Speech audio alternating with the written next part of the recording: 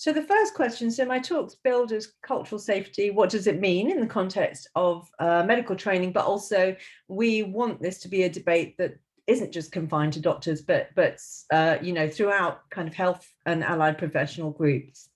So what is cultural safety? Well, next slide, please, Dean. This actually comes from New Zealand. And it was a concept developed by Indigenous Maori nurses that has now travelled to other healthcare contexts and even beyond that. And where it came from was that there are big differences in actually all kind of white settler nations between Indigenous health outcomes and white settler and other immigrant health outcomes. And this is actually the most, I think the most disparity is in Australia. But even in New Zealand, there's an average kind of discrepancy of 7 to 10 years between life expectancy for Maori Indigenous groups and all other groups. So then the next question, next slide, please, Dean, is this actually relevant to us in UK healthcare context? We know that we have good representation. We have a lot of BAME staff in the NHS. There are obviously problems with progression and so on, which we're going to talk about this morning. Are there differences in life expectancy, for example? Well, the short answer is we don't know. And part of the reason we don't know is that actually we don't monitor ethnic group on the death certificate. And this came to light really with the recent COVID-19 crisis, when the only way of actually discovering if mortality was higher in certain ethnic groups was by matching up death data with health records. The problem with health records, though, is that we self kind of, you know, certify what we are when we're asked by our GP to sort of tick a box. But often when those records are then coded in sort of health administration, there are a number of errors that creep in. And this is why some of the COVID-19 data, you'll notice there's a very large proportion of other. And part of that is just due to kind of data errors. So in fact, the King's Fund and some other groups have said that actually this should be recorded on death certification. And I think the government have now agreed to do that. Scotland's been doing it since 2012, but we haven't been doing it in the UK, in England, until more recently. So the short answer is we do not know for sure. But what we do know from other data is that there are pockets, for example, maternal mortality, things like heart disease and diabetes, where there are worse outcomes for certain ethnic groups. The thing about cultural safety is it's an umbrella term which focuses on a two-way dialogue. The patient experience is what informs and improves the quality of care. The thing that's slightly different about it is that it involves the doctor actually reflecting on their own views as well, and how those may take, you know, how they may influence their decision-making process. Next slide, please, Dean. So we can think of it as the equality versus equity debate again, which I'm sure you've all heard about. Equality is the three apples are there, everyone's got an equal right to an apple, but actually if you come from a disadvantaged group, you may not be able to access that apple. So thinking about equity versus equality means that we're thinking about making our services more accessible, more targeted to certain groups that we know have poorer health outcomes. Next slide, please, Dean. So we can think about this as a continuum. I think we're all, you know, pretty much culturally aware now. We recognize there are differences between cultures, and we accept and respect and try our best to understand them. From that, we've kind of moved on to, during medical training and during other health professional training, to the idea of cultural competence, which is where we have the attitudes, the skills and knowledge to kind of function well when we're treating people of different cultural backgrounds. But cultural safety requires a little bit more from us. It actually requires us to think about where these inequities come from, and to also implement what's called a reflective practice, which we're used to doing in other contexts, but perhaps not in the context of things like race, religion, and our own privileged status. And the reason for this is that in order to provide a healthcare environment that supports all patients and communities, we have to recognize where we are, where we stand, and where we come from. And this isn't just confined to race. This concept of cultural safety can involve, you know, two-way dialogue and communication with other communities who face discrimination based on age, sexual orientation, socioeconomic status, and all sorts of other things. Okay, next slide, please, Dean. So we know that there are very particular groups, for example, homeless people in the UK, for example, Gypsy, Roma and travellers and Bangladeshi and Pakistani ethnic groups have some of the worst healthcare outcomes. Vulnerable migrants, prison leavers, people who live in rural areas who don't have access to good services. And of course, there's a big overlap between socioeconomic deprivation and some of the protected characteristics in our equality duty, which was put into law about 10 years ago. So, for example, Bangladeshi and Pakistani ethnic groups have twice the number of socio-economic deprived people in the population. It's about 20% compared to white British, and there are similar outcomes for other ethnic groups as well. So it's really about looking, next slide please, Dean, looking at how the idea of providing a culturally safe environment, reflecting on our own position, can actually improve outcome for all of these groups. And I think the slight stumbling block here is that cultural safety requires doctors. This is from the Medical Council of New Zealand, a statement they've put forward to say that we need to reflect on our own views and biases and how they might be impacting on our clinical interactions. And though we're used to reflecting on clinical practice, we're not very used to reflecting on cultural, racial and religious biases that we all have, myself included. Next slide, please, Dean. So we're very used to this image of doctors and nurses. You know, we're superheroes, we're saviors, particularly in the COVID-19 crisis. We've seen all the artwork around this. And I think this position makes it a little bit difficult to kind of step back from the idea of being, you know, a savior and a healthcare worker into thinking that actually healthcare services are for the user, and the user can contribute as much to the direction and the provision of healthcare services as the doctor or nurse can. Next slide, please, Dean. So what does UK training advice have to say about this? So this is from the GMC 2017. It's a very short paragraph, really, that basically says we have to meet our legal obligations and we have to consider equality, diversity and fairness in the development of curricula. But it doesn't really give a lot more detail than that. So it's really up to the individual medical school and training program how far they go with this. Next slide, please, Dean. So again, yes, Superman, big chest. You'll notice Superman's white here as well, even though in our own trust, over 50% of all employees are of a BAME ethnic group. Next slide, please, Dean. So on reflection, this is what the GMC has to say. Doctors in training must demonstrate an ability to learn from and reflect on your professional practice and clinical outcomes. This is part of your revalidation requirement. There's no requirement to reflect on not just what you do, but how you got here and how that might impact on how you relate to your patients or to other health service workers and users that you come into contact with. So we're not comfortable, sorry, next slide, Dean. We're not that comfortable with talking about these issues in the healthcare service, which I think is, thank you, next one as well, is where what I'm going to talk about now comes in. So this is just to show the slightly different view of healthcare services you can get by involving Indigenous groups. This is from an Indigenous Australian artist working in the Queensland area who was commissioned to provide a picture of what they thought the healthcare service should look like in the area that they weren't having already. And you can see that there are kind of, you know, with this beautiful kind of Indigenous artwork, that nature, the earth, the animals, the flora and fauna of the region are just as important really as people, although people are at the center. You know, we've got the different parts of your life from birth to kind of, you know, and we've got the hands, which mean that everyone in the community and all these different kind of nodes and areas all contribute to healthcare, rather than it being this figure of Superman bearing his chest, or, you know, the nurse as the angel, or ourselves as being the ones who are going to save people. It's about everyone working together to try and improve outcomes for disadvantaged groups. So next slide, please, Dean. So why are we doing poetry?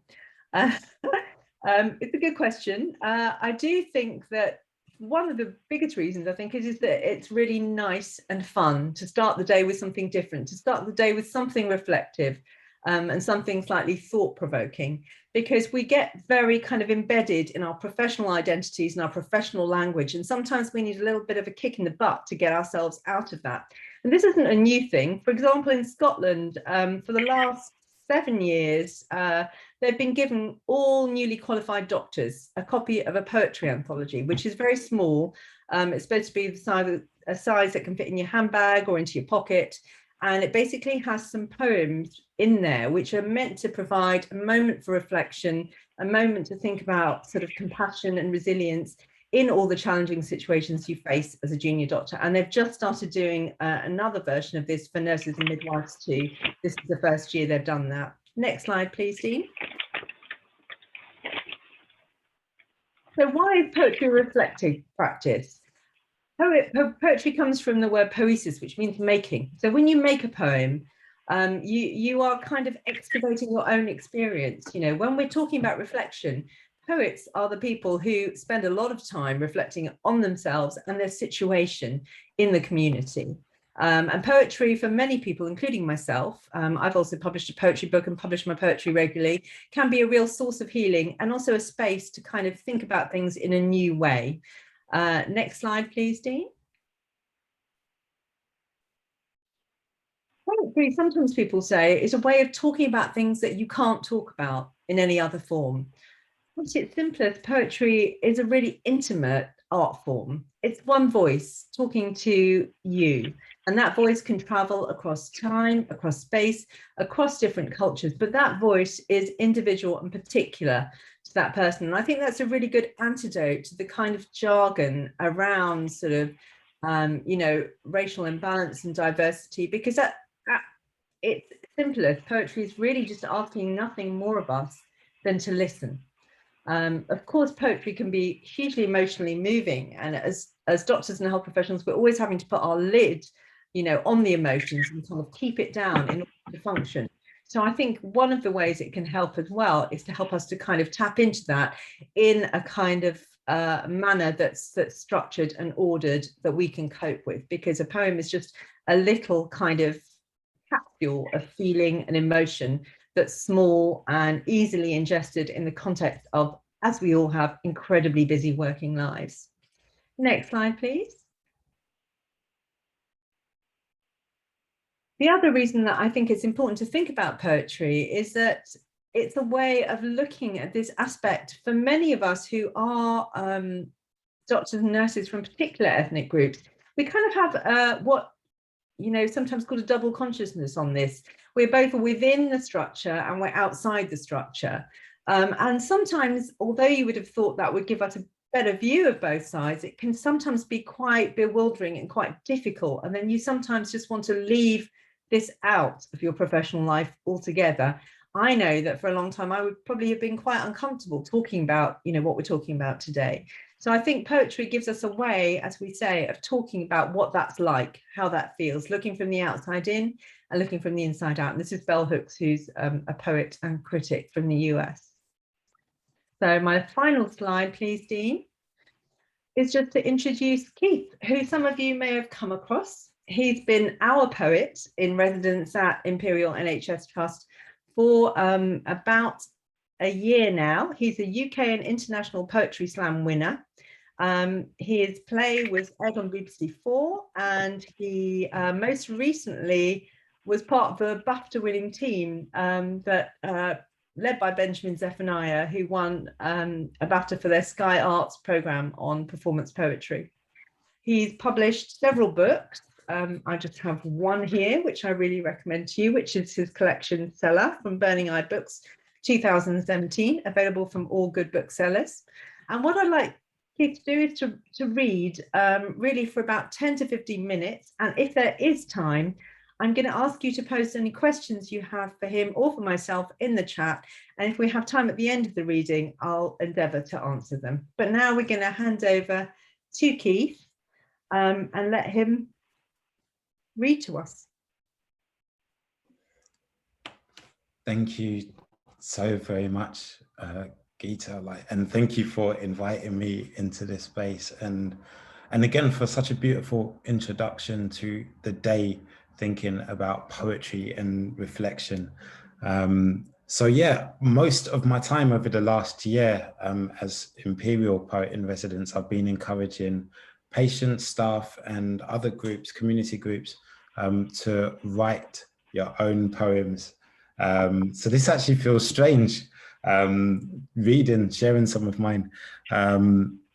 But again, it's something that I do encourage everyone to do. You can just take a small amount of your day. And so I've been putting together this activity pack.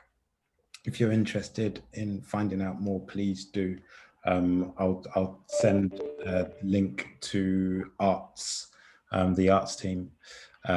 If you would like to be involved in this, we would definitely love more people to contribute to an anthology of poems from the Trust.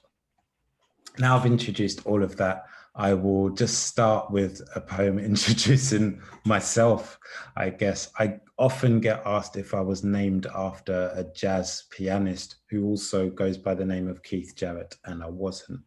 And some people who know my dad, who is also called Keith Jarrett, will assume that I was named after him, and I wasn't.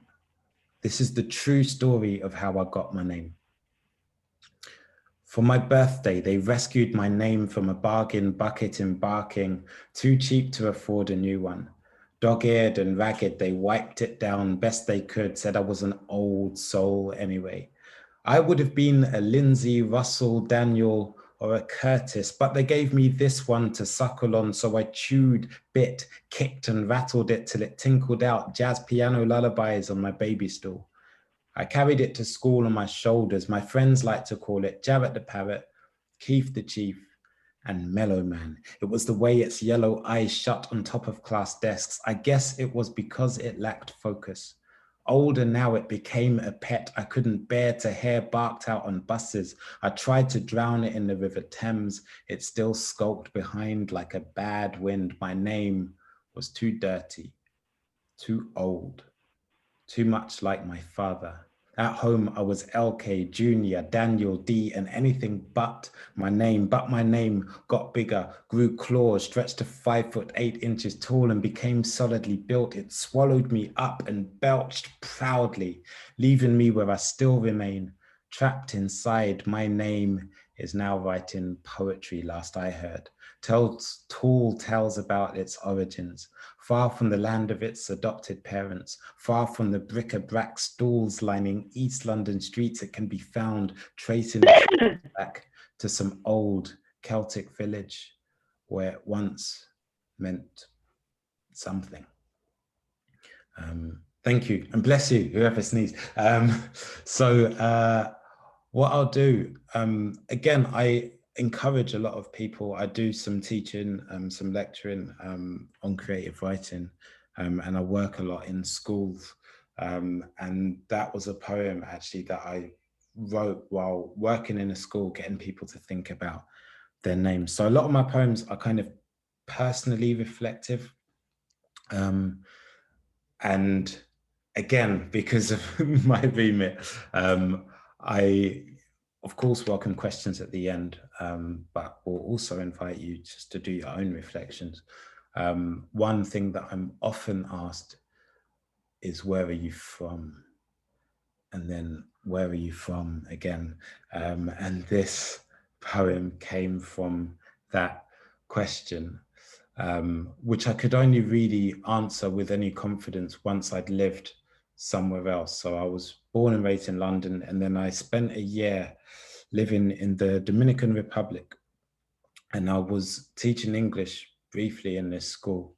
And every day they have to, by law, you have to raise the flag and sing the national anthem, which I think I would find really embarrassing here. But there, it was just the law. Forked tongue. I have 3 or 4 tongues in my mouth. And they work out several times a week, lifting heavyweight words through this smoke city, which tries time and time again to tie them down and tire them out. My mouth harbors mixed messages and broken languages. My cheeks hide my mother tongue, and it is out of sync with the rhythm of the streets I know, where soul, jazz, reggae, reggaeton, and merengue battle for volume control. Where are you from? ¿De dónde eres? Remembering my envy for the children I taught as they lined up for their daily chant, atención, quisqueyanos valientes alcemos nuestro canto con viva emoción. And I wonder what our gracious queen would think if I told her British doesn't fit neatly in one's vocabulary book, because my tongues are like shoes. And every day I have to choose which ones to put on. And as I go to bed, I am tongueless, descalzo. And I know my tongues can slip away at any minute. And they have to be kept under lock and key, lest a thief should come in the middle of the night and leave me speechless.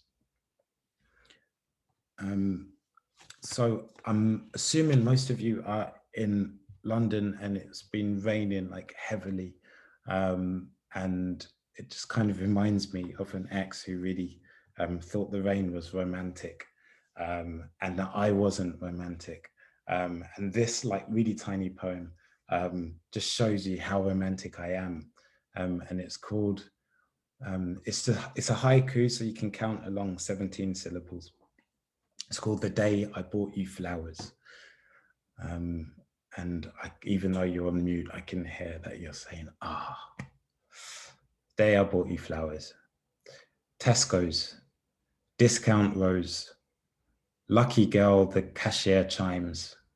Yes, I smile. He is. Yeah, that's it.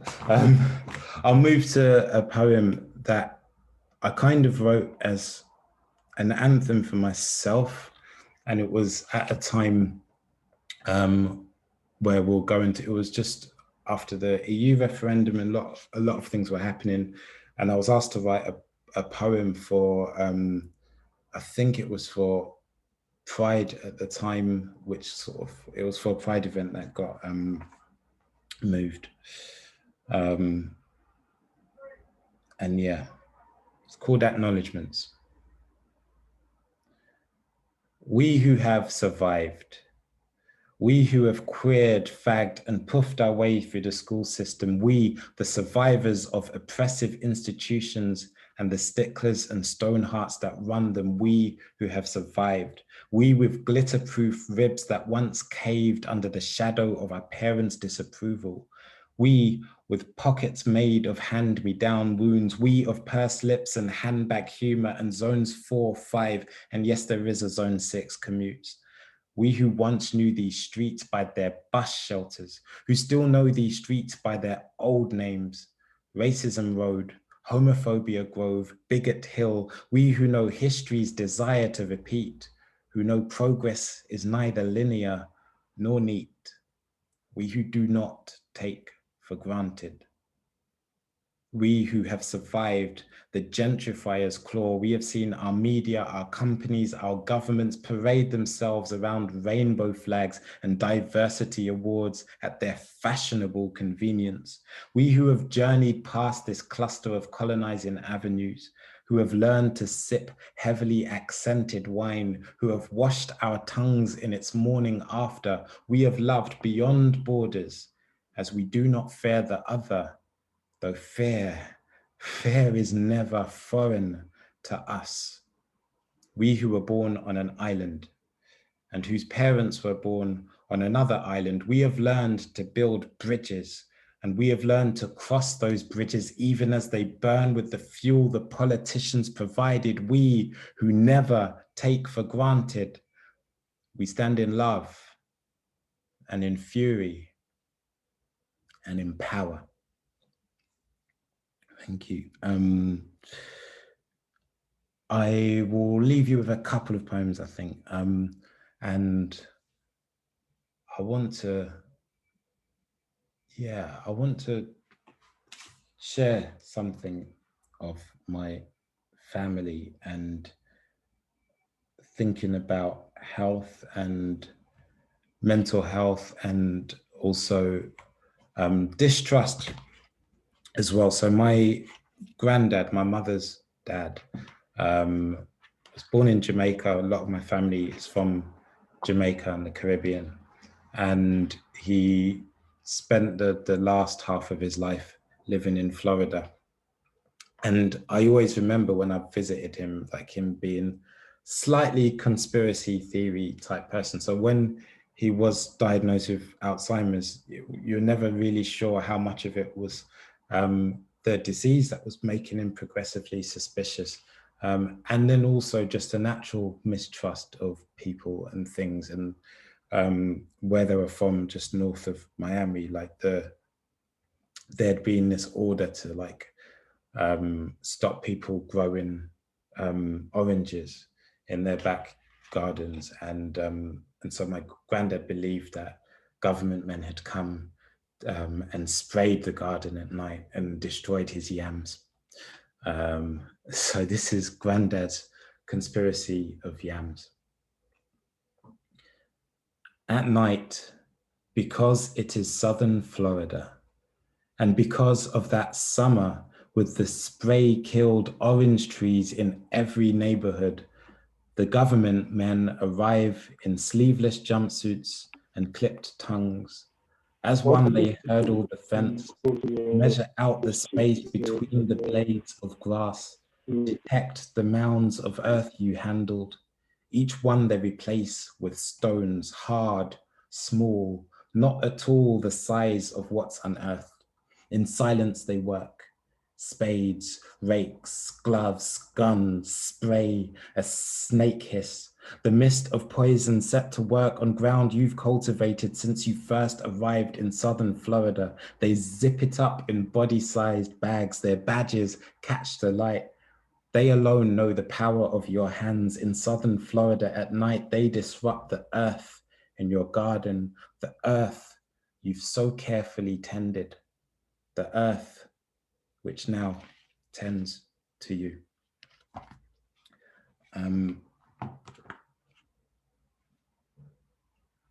I don't want to end on an angry note, but I will. I wrote because history keeps repeating, right? And I wrote this. There was a news story of a lion, which you may or may not remember. This is 2014, and there was a lion called Cecil who was killed illegally, and it was in the headlines everywhere. And at the same time, and there were a few things that had happened, and this was as Black Lives Matter movement was popular and did gain traction here, and people forget. But particularly, there was a woman called Sarah Bland who was just killed in very suspicious circumstances in the US, and there were protests here. But there was also another woman whose name I just forgot, Sarah, who died in Holloway Prison just before Holloway Prison, famous, the only women's prison in London, which has now since closed. There is now no women's prison in London. She died in very suspicious circumstances. And I remember going on this protest, and this was at the same time there was so much information about a lion called Cecil. This poem came out of it. Trigger warning, because this is a poem where the lion dies. Call him Cecil, Mufasa, Aslan, but don't call him after anyone who cannot breathe inside police chokeholds, inside the barrel of a gun, inside the symbolism which isn't lost on me, nor on the man. It's always a man, right, who asks below the line why there isn't a White History Month and a straight pride, and why these reverse patriarchal columnists are writing these mean things all the time. I can't finish this poem while my anger still can't fit into these jeans, so I'm stacking up on wild locusts and honey from Whole Foods, not cheap these days. And my basket is empty. and my basket runs over like a wilderness inside the lone voice of a prophet. This was meant to be a poem about pride being eroded until just one lion is left, roaring into the angry paw of the hard shoulder, not signaling, not being thrown into a den of blue thunderbolts flashing, not in my name, hashtag Black Lives Still Matter, no matter how much you try to drown our voices. But this was meant to be a poem about a lion, not a poem about another dead trigger. Thank you very much.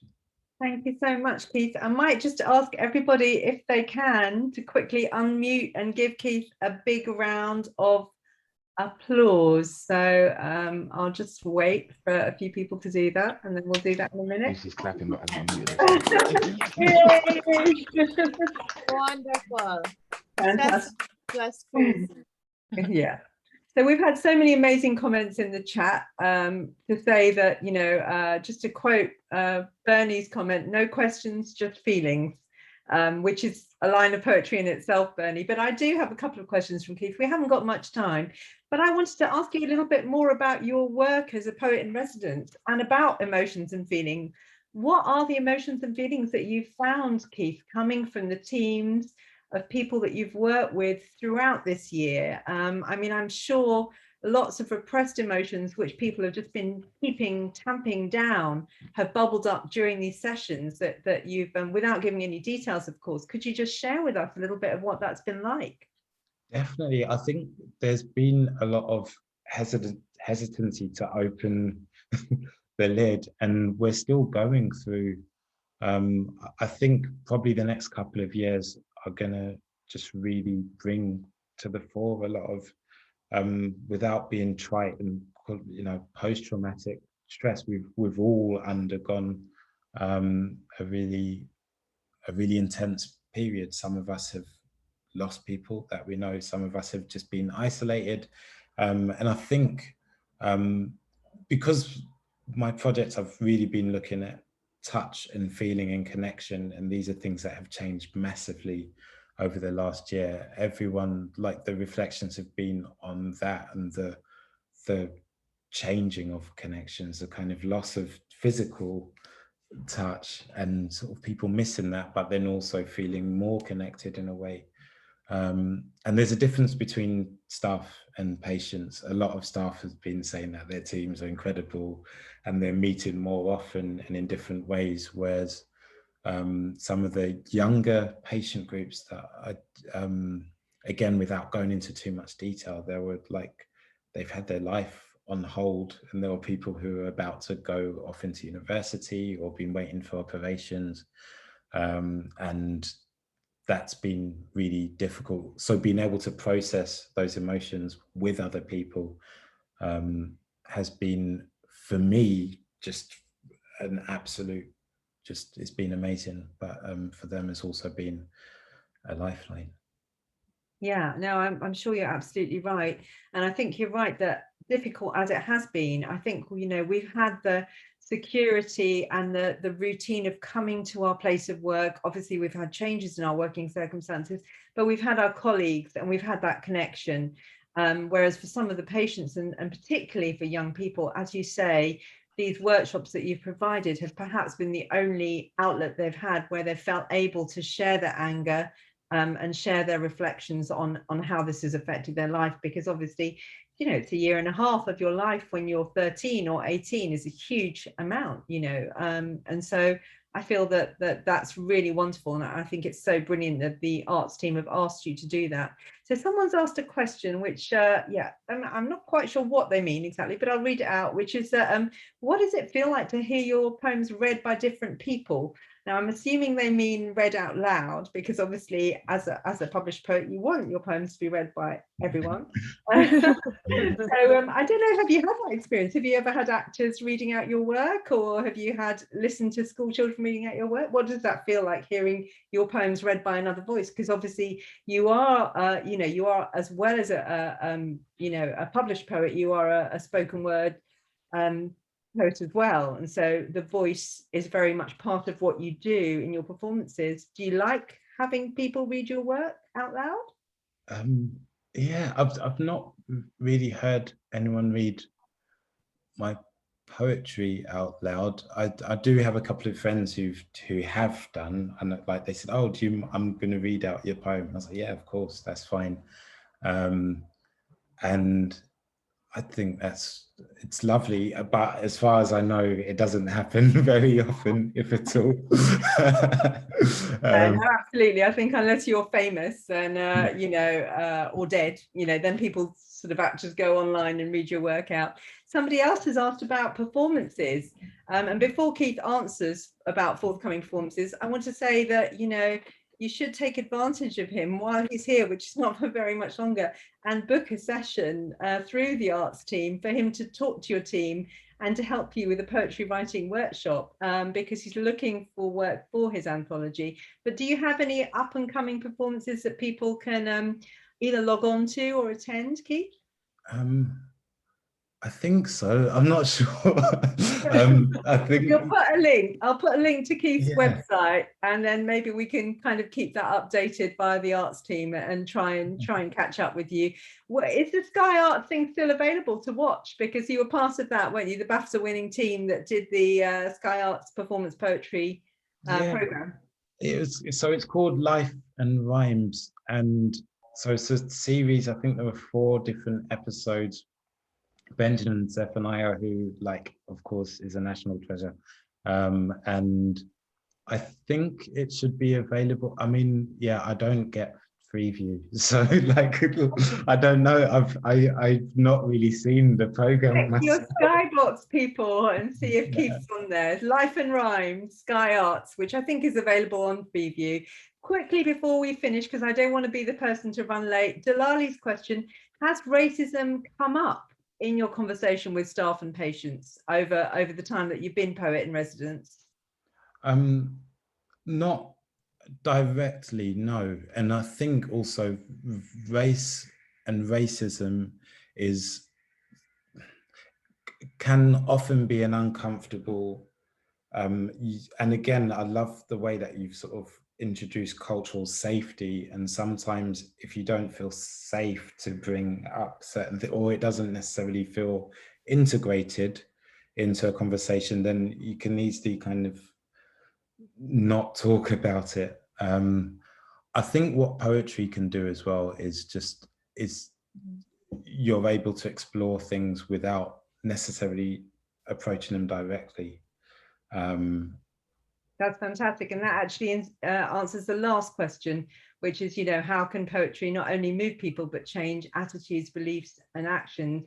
And as you say, tell the truth but tell it slant, which is a famous Emily Dickinson quote, I think is one of the great things that poetry can do. So to keep to time, we have to end there, but we could go on talking for at least another hour. We could go on talking for a while, couldn't we? So thank you so much, Keita and Keith. That's an absolutely fantastic session. I'd just like to draw to everybody's attention in the chat that Andrew, who's another one of our speakers today, has posted something which is so good into the chat, talking about the evidence for change and really talking about cultural change and how a political a scientist's perspective and how it's a bit slower than sometimes that we feel it might be, which is why it's important to keep the discussion on the table and to also view change in many different ways and avenues. Poems are another way of just getting into our minds a new perspective on race and culture. Thinking of another way when we talk about cultural competency. It's lovely in medicine. We love our lovely frameworks, PowerPoints, little tick boxes that we're learning. But another way we learn, because we are human, is by creativity. It's by poetry. It's the way it interacts with that psychology of ourselves and speaks differently. And when I look at Keith, what I love from what I've heard is you've got a Black man who has lived in the UK, taught in the Caribbean, is an English teacher and has links with America. The richness of what he brings to the table is massive. And so thank you so much for sharing that, Keith, because I know it's not easy. It takes a little bit from us every time, actually, you share in such a deep and an emotional level. And I love the last thing that he brought up about the lion that we care so much about. What is the lion in your life that you care so much about? Because that's what will determine the change that you make. And even one word and one action at a time can make a huge difference. The other thing I would like to draw to people's attention is that we are, as we sit here, there's several of us on the call, we are all British and we're connected by that part of us. But there may also be another element to us. I'm Black British, for example, but my Black British may be different from Keith's Black British. So when you're thinking about the patients that sit in front of you or the staff that you're connecting with, don't put everybody into one box. An Asian British person may be different from another Asian British person. And we all are unique. We're all to be celebrated. And the one thing that always keeps me empowered and enthused about this discussion is my love of diversity. I love the Britishness in me. I love the Black in me. I love my tea and my English breakfast and my roast dinners. But the Black in me will also love my fufu and my jollof rice and my chicken. And that brings together a perfect fusion for me of who I am. But also I celebrate my friends, and I celebrate, you know, some of the people on this call who again are British, but bring in either other British values and traditions, or bring in another side of the mix for them. It may be from Singapore, it may be from India, it may be from Pakistan, maybe from Malaysia. But the value of the human race is our diversity. And we're supposed to connect. That's my strong belief, on all those levels that brings us together as a beautiful whole. And if any part of the jigsaw is missing, unfortunately, the puzzle is not complete. So even if we're thinking about racism in medicine, how do we solve the puzzles that challenge us and in front of us? It's by valuing the diversity that is able to take us to the next level. And at the moment, I am going to bring up my presentation so I don't just keep talking. But I am probably going to challenge you a little bit more. So get ready. If you're in your pajamas or with a cup of tea, I might ask you to take your videos off. So don't blame me when I do that. So I'm going to just start sharing my PowerPoint. I'll go through a bit at a time. Slideshow from the start. Okay, fantastic. I hope you can all see that. And I hope you can hear me okay as well. So value diversity, different shapes, different colors. But when you look at that screen and look at that art in front of you, we're all similar shapes. We're all connected in one way or another. But as Keith said, and also as Geeta said, the first thing to acknowledge about diversity is that it can be difficult.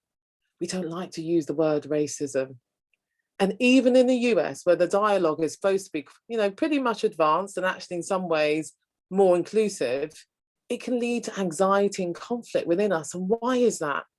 Even Supreme Court justices disagree on the virtues of diversity and the means for achieving it. Corporations spend billions on it, trying to sort it all out, both internally and externally, but yet they still face the difficulty in being able to change the predominant leadership ranks of not just the business world, also the medicine world being predominantly white and male.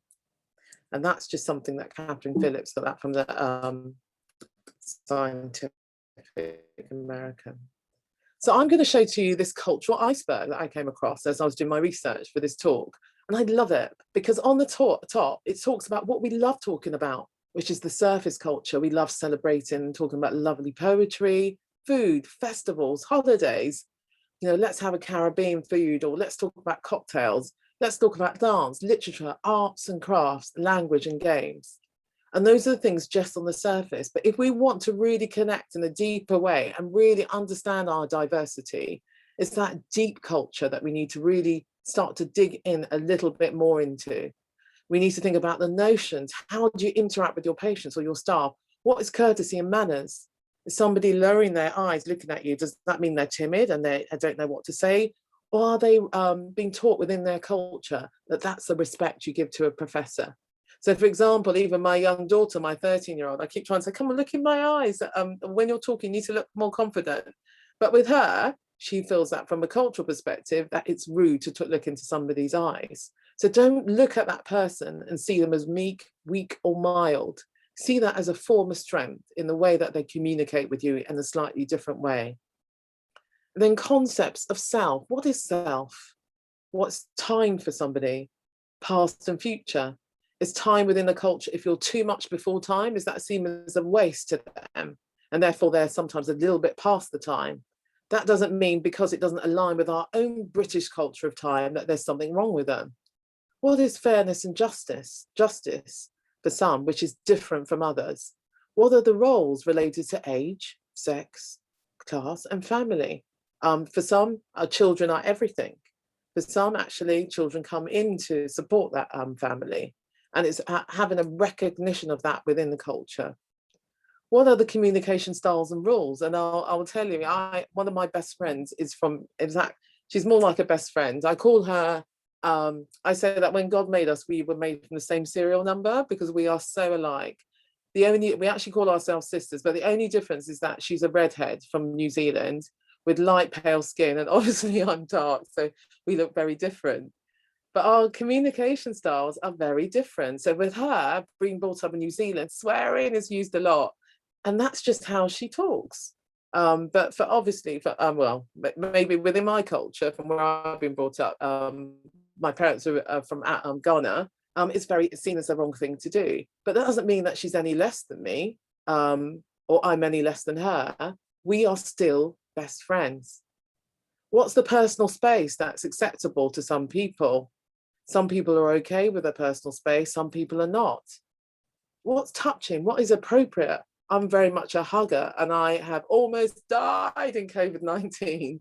For those of you who love me and know me, I used to hug everybody. I can't hug anyone. But then I have to have the respect and understanding that for different cultures, that's just not acceptable. What's the sort of body language that's acceptable when you connect with your staff member or with your patient? Handling of emotion, lowering the tone of voice, inability to speak up. And what you'll find is actually that sometimes with people who want to speak up, because culturally they've been taught not to do that, they're unable to. And that's even, and I know that when we're talking a lot of the outcomes, we keep talking about language and interpreters, it actually annoys me a little bit because it's not just about language. It's not talking just about verbal language. It's about non-verbal language, which is the fusion of two cultures of who we become as we go in our journey of Black Britishness. And then attitudes towards elders, adolescents, how we deal with our teenagers. In my culture, you know, it's not all about going to the pub and drinking. It's actually seen as something that's quite bad. In other cultures, that's how they interact. It's seen as something that they should do.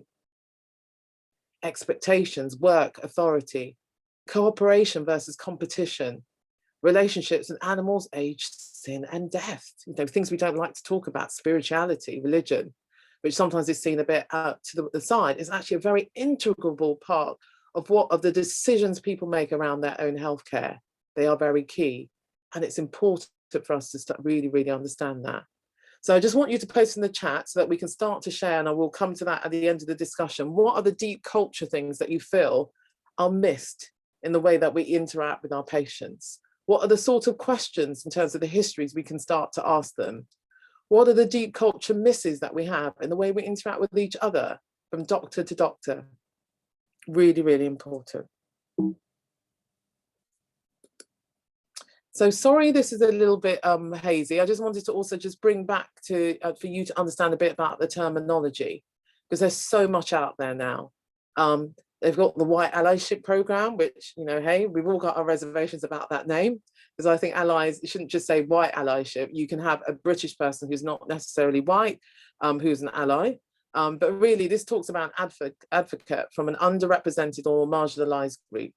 And that can be in other areas as well. So it can be to do with gender, it can be to do with age, it can also be to do with sexuality, as well as you know, factors such as LGBTX as well. Sorry if I got that wrong.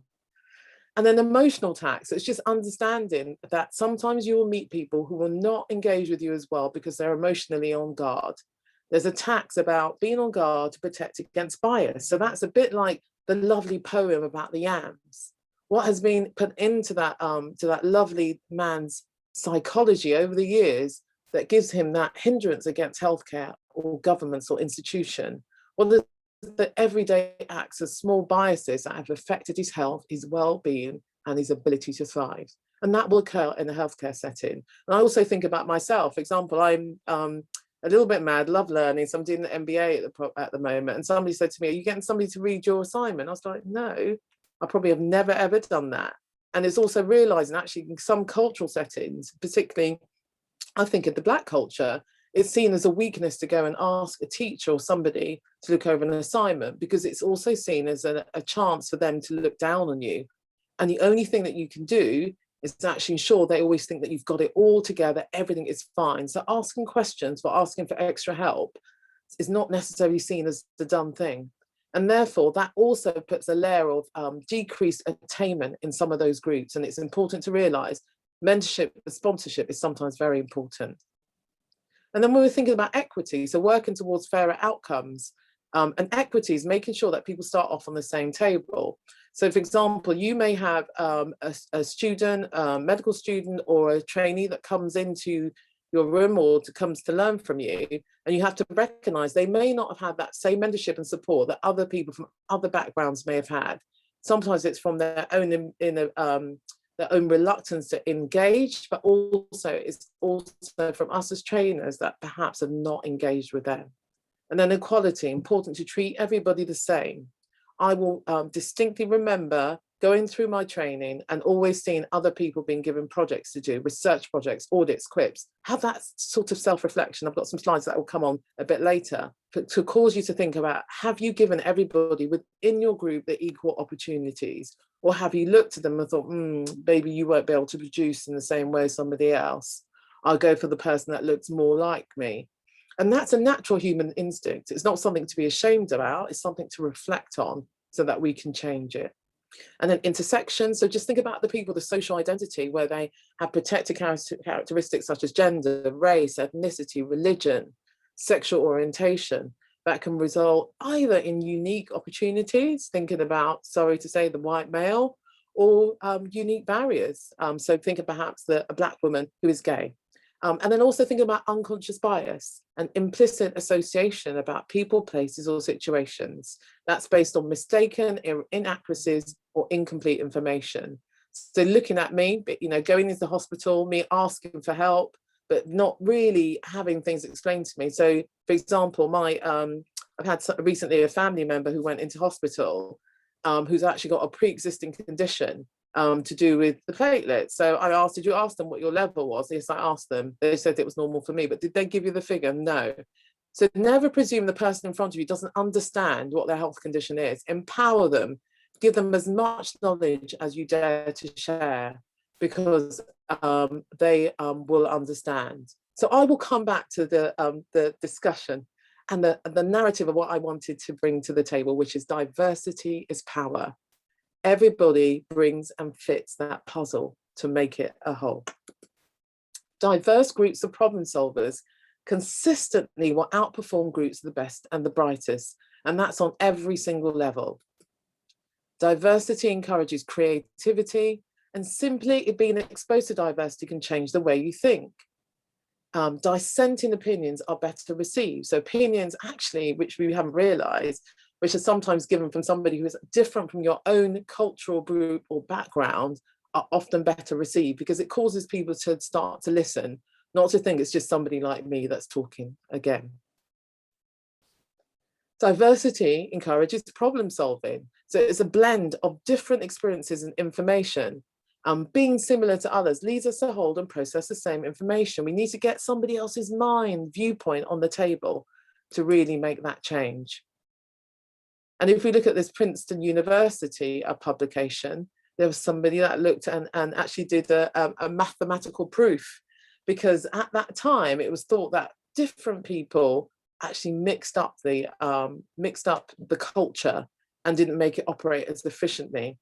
But actually, diversity trumps homogeneity, and diversity also trumps ability. So even when you've got the best and the brightest, but they brought it down to 4 different sort of areas. So if the problem is difficult, you can definitely need more homogeneous people around the table. The calculus condition, as in everybody must be smart, so have some ability to solve the problem, and that's anybody who's in medicine, anybody who's working in the medical field, nurses, so forth. That means everybody's has a basic level of smartness. And the diversity condition, there must be diversity amongst the problem solvers. And the size matters. The group has to be more than a handful and to be drawn from a large population. So therefore, it draws us to think, who are our people that solve our everyday problems in medicine? Is it a handful at the top? Or do we have the numbers? Do we have the diversity? That's why some of the problems remain difficult, because we have not got everybody around the table. The other thing is actually looking at diverse teams. So we're thinking about publications, exciting stuff. Diverse teams have been shown to build a better product when judged by their peers. So if we're looking at academia, they looked at 1.5-minute academic papers. It's fantastic, written up in Scientific American. They found that diverse groups received more citations and had higher impact factors than people written by the same ethnic group. But it's also recognized that homogeneous authors still make up far more than the fair share of the papers. But the study found that persons of similar ethnicity, when they co-author together more frequently, they co-author together, not surprisingly, more frequently than predicted by their proportion amongst authors. And so essentially, this suggests that we can get we can get things done when we work across boundaries. But we've got to make an effort to reach across those boundaries, because it's very easy just to go with the norms, the same echo chambers, the same viewpoints. Staff diversity is important. So again, when we're coming back to think about clinical medicine, leaders, chairs, and non-exec directors are not representative of the communities they govern, and we recognise that, and then we're increasingly trying to do something about it. But we should also know that a diverse workforce is linked to good patient care and better outcomes. Also, we know that when trusts commission services, they fail to cater for BAME groups, and we know that, so Black and brown groups are not necessarily thought about, because those that are commissioning the services don't have that viewpoint. Our diversity climate leads to positive work outcomes, improved performance, decreased absenteeism, greater customer satisfaction. So win-win all around. So again here, diverse thinking styles, 66% more innovation. If you've got inclusive leaders, you have a higher likelihood of capturing your market, more market share growth, and more employee engagement. And if you look at the Fortune 500 companies, and that's by the valuation of the companies, they have more diverse leadership. So Matthew Syed, sorry that's a bit blurred, is one of my go-to authors. I highly recommend his book, Rebel Ideas, and I found this fantastic sort of synopsis on Pinterest, which sometimes I'm looking at for all my home stuff, but on Pinterest, and which really kind of summarized what Rebel Ideas was about. And for those of you who haven't heard of it, he essentially started to dissect and work out why 9/11 happened, when you had fantastic Harvard graduates who had this intel and information but didn't use it. And the long and short of it is because it was the sameness. They couldn't see that the Muslim man in the hills reciting poetry was a call to arms. They couldn't see that. They just thought he was a madman just waffling on with no power, because they didn't have that the viewpoint. They thought they didn't want to get outsiders in because it would dilute the FBI, and they wanted it to be white American. They thought it would be harmful to the FBI in American values, not actually realizing that there are Americans who are not white, who are have American values that would have enhanced their system. We want to ensure that we are better and smarter because of the diversity that we share. We listen, we're curious, we explore, we get rid of our research naivety. We get idea flows, horizontal flows, social networks that intersperse, that fuse, that we have insights. We have recombinant innovation, which I love, which is two sort of ideas, although they put there two ideas having sex, which is a funny way to think of it. But if you're thinking about it even from the way that reproduction occurs, if you get two different systems, it's thinking about the manufacturing system, or shall I give you the example of the aeroplane sort of system? Do you remember with human factors? That came with the fusion with medicine, two different areas, and gave us our lovely simulation human factors that we have now. And you get that when you have diversity. You get rid of that dominance dynamic of one particular group. And rather than just having clones of people sitting within one group, you get the cognitive diversity, that changing of thought. You get an emergent system which produces excellence and produces balance. That produces love, produces openness, inclusiveness, and a good perspective. which is where humanity should be. I also want you to have a look at diversity in terms of all aspects. So some people will be thinking, yeah, what about gender and age? Can you see the change and the difference? So even if you're thinking that actually, yeah, it's not that much of it, it's a 10% increase in productivity and innovation just by increasing your diversity. Imagine the difference that can make to the incomes and the outcomes of where you work, to patient care, a 10% change. In just a 10% change within the NHS would help to even solve some of the income generation problems also. And that's why we have the cost of lack of inclusion. We saw that. We had the excess deaths with COVID-19. That's when it started to be laid bare. And as Geeta had really kindly illustrated, we realized we didn't have true ethnicity data from death certs. We understood that discrimination led to poor patient experience, and also mistrust and fear with delayed presentation. So the increased morbidity and resultant costs to the system were huge, because it then has a huge cost to us as the NHS and society, and becomes this eternal cycle of failure where we're really trying to get the NHS where it should be and really producing the world standards and world-class care that it can. It should be the health of the nation, the mantra of the NHS. Prevention of illness and disease. Where are we in that? Where do we start off in that? So it's a business case, I think, for us to be inclusive in our leadership. And to be inclusive leaders, we need to drive the way our organisation grows in the 21st century. And that's one of our biggest challenges in the NHS, is how do we create growth, despite our lack of resources and where we are.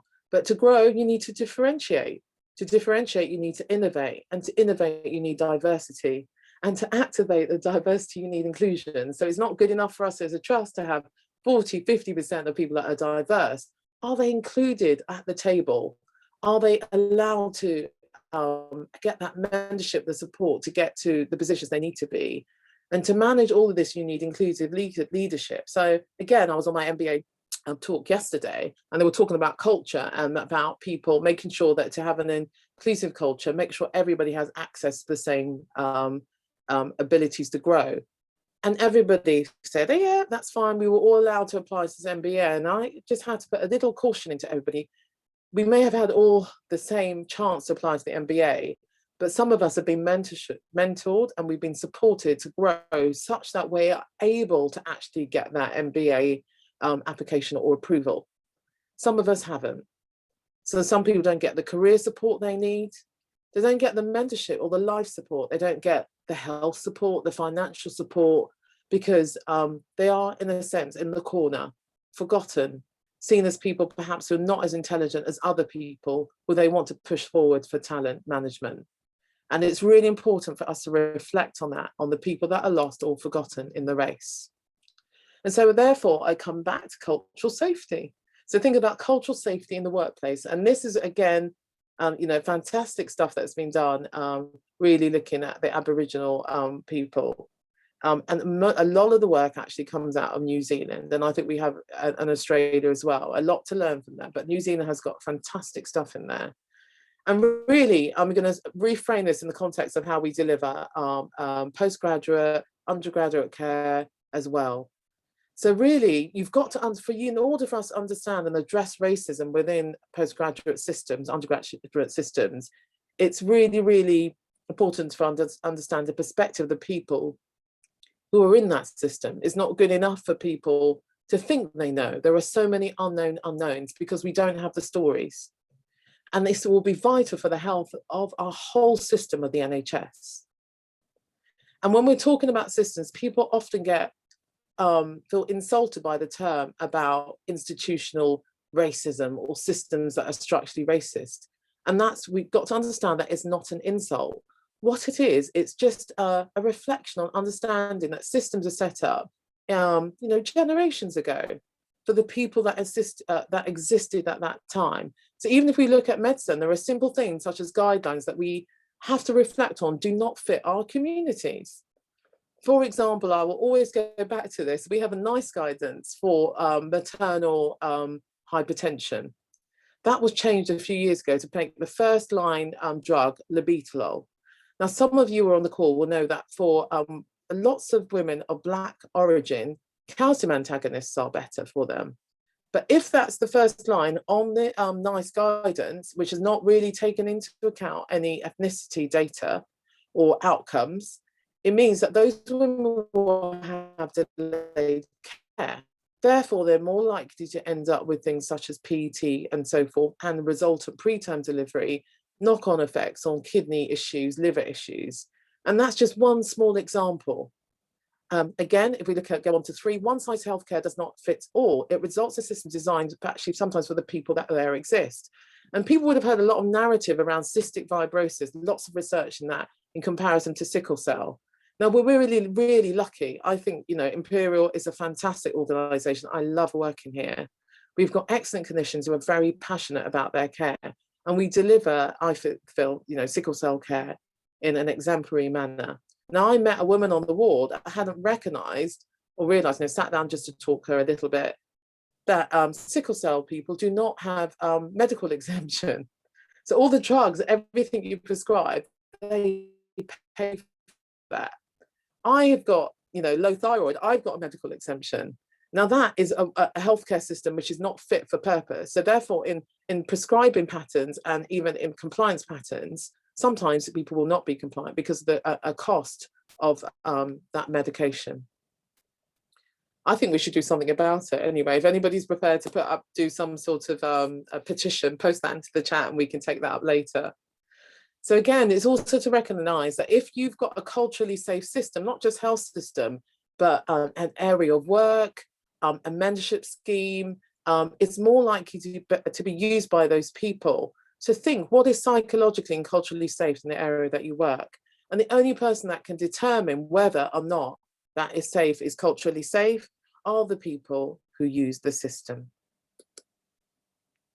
So again, coming back to 10 benefits of workplace diversity, because I keep trying to come back to it for you to understand and really embed that within our minds, a variety of different perspectives, higher innovation, faster problem solving, better decision making, because it actually is faster problem solving.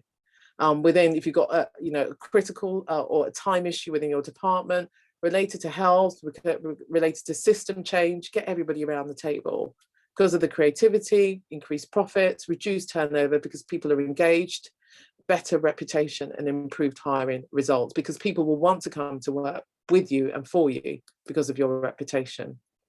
I love this about how do I do cultural safety, again by the same people as we're talking about who are working with the Aboriginals, is really what are we doing in this session?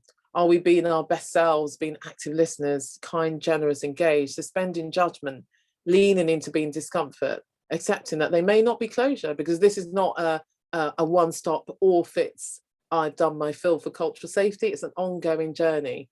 What is your identity? Are you male? Are you Greek? What's your weight? Are you young and female? Are you white? Are you in higher education? Are you outspoken? Are you more introverted, autistic? Our identity is shaped by forces bigger than us. What's your privilege shift? Oh my gosh, there are so many privilege shifts we have. And one thing that we can never say is that we work for this institution. We are safe. We have income stability. We are so privileged. So I'm going to try and finish off by giving you some 8 best practices for changing your culture and thinking about diversity and inclusion from this fantastic article I found. So first of all, establish a sense of belonging. So inclusion is not simply about a physical proximity. It's about intention. It's about planning for the success of all students. What can you do? What's your shared medical experience that you can give that actually you don't realize that that's a true nugget of power that you can give to somebody else on their own journey? What shared training can you have? What sort of appraisals can you have? What shared work-life balance can you have? And in not just presenting ourselves as this cold steel doctors, but actually somebody who has a life outside, we then bring people onto our journey and let them recognize it's not simply about what you do at work, it's also how you develop as a person. You establish that sense of belonging of somebody that cares. Empathetic leadership is key.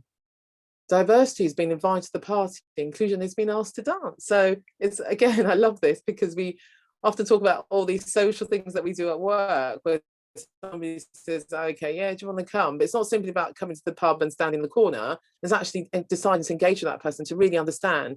And really, you know, one thing I'll say in my life, I've got a few best friends, 3 best friends. Another one is from Croatia, her background. I may have not been to Croatia yet, but I love the Croatian waterfalls, the Croatian food, and the Croatian way of living, because I almost live it through her. And that's her inclusion. She's included me in her life, and I've been asked to dance and to enjoy those aspects of it. And that's the same in medicine.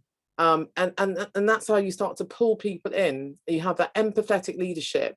So you remember a time, you talk to them about times when you yourself were excluded. It may not be around diversity, or it may not be around ethnicity, but we've all been there because we're all in medicine. And we know that there are bullies that exist. We've been undermined, and we have to almost feel it within ourselves. And when you can identify that, that's the starting point. That's a critical point. So mentorship and coaching with an empathetic view, that's how people will come on board with you. Top-down approach isn't enough. It's not good enough for us to leave it all to you know, the trust board saying what's June and Redhead doing, or you know, Tim. It's also for us to drive commitment, but with compliance. What can we do? We all have a responsibility.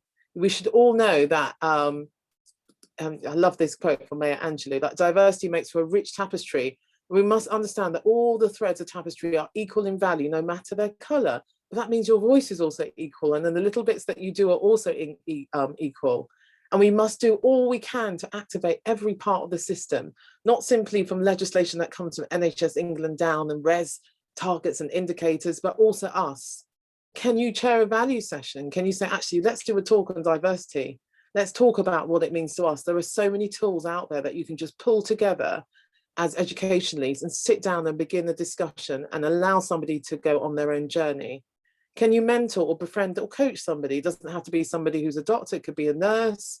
It could be an administrator. What value can you add?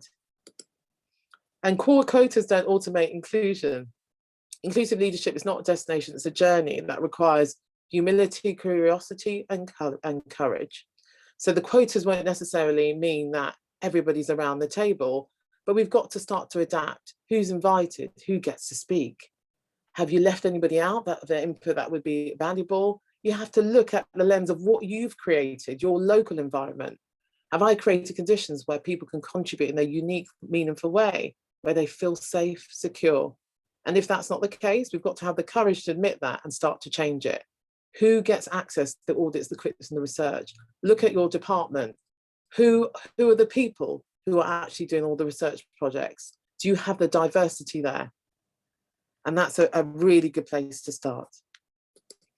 Inclusion is ongoing, so it's not one-off training. Why has it taken us a world pandemic for us to realise that this was a problem? How do we keep the change going? So that I'm going to ask you this at the end of this session, so please post that into the chat. So diversity is mix, inclusion is making the mix work. Really, really important. Really important. I was going to put an analogy with a cake, but I thought that might be too cheesy, so I won't go there. And then maximize the joy in the connection and minimize the fear. You know, value diversity, love and broaden your life, embrace the differences. I love seeing differences from around the world. As I said, it allows us to travel and see areas we would never experience otherwise, because we experience them through other people's narratives, through their stories. Our minds are richer, our experiences are richer, our knowledge and application is richer. My best friend, as I said, is from New Zealand, but actually she's from a British family and tradition. So I'm very close also to her mother, who's older, and she taught in the Middle East and actually connected with some people from that area who give them little stories about their villages. And she loves telling those stories. And now I was watching a lovely series on Netflix, which is bringing it all to life. And although she's older and she's been in the middle of this pandemic, these are things that have really allowed her to really connect and enjoy the world. And it's really important to recognize that. And then forget fit. It's not about fit and looking necessarily, because there is definitely a thought about your culture and getting your team to fit together, and there's a certain element of it. But if you focus on helping the individual thrive within your team, it's more important. It will define your department. So the norms, the power structures, inequities in society, they can be embedded in an organization. We're thinking, what's the imperial fit, or the fit for this consultant body, or the doctors that you want to do a particular project. But fit can be dangerous because it can exclude. You've got to be able to first identify and bring your organizational values, mission and purpose, and define it, and define what fit is. So it adheres to those. You've got to define it differently, take it back a step, and then consider your brand and your culture. What do they say about your department? What do we say about Imperial? Is it one size fits all? Is it the place where it's really much the snowy white peaks with a, you know, as you get further up, there's lots of white people in charge? Or are we really that people that really understand the deep culture? I'm bringing you back to the cultural iceberg that we talked about at the beginning. So it's not just about the festivals, the foods, the flags, the music, the games, the language. It's about those things deeper. It's about courtesy, manners. It's about attitudes, approaches, concepts, communication styles and rules. Understand the people that you are merging with. We have, and I love this, and I love it because Jimmy Carter said it. And that's why I love it all the more. And this is where you really have to understand that when it comes to diversity, inclusivity, it's not necessarily about the white allies, I would say. It's about all of us. It's not thinking that as a Black person that will need to talk about diversity, or white person that needs to talk about white allyship. We are all in this together because we are not a melting pot, but we are a beautiful mosaic, different people, different beliefs, different yearnings, different hopes, different dreams. We are a beautiful mosaic. So I'm going to stop sharing there so that we have time to talk. And then we're probably going to go into the chat. Fantastic. So just so that I know that you're still there. I hope everybody's still there. I can't quite see. Were you able to see that, I hope? Yep. Good. Fantastic. Yeah. So I did actually challenge it. I wanted to just know if anybody's got any sort of few questions. We've got sort of 5 minutes before we go on to the chat. So what do we feel when we look at Imperial as an organization? How do we feel that we're doing with valuing diversity?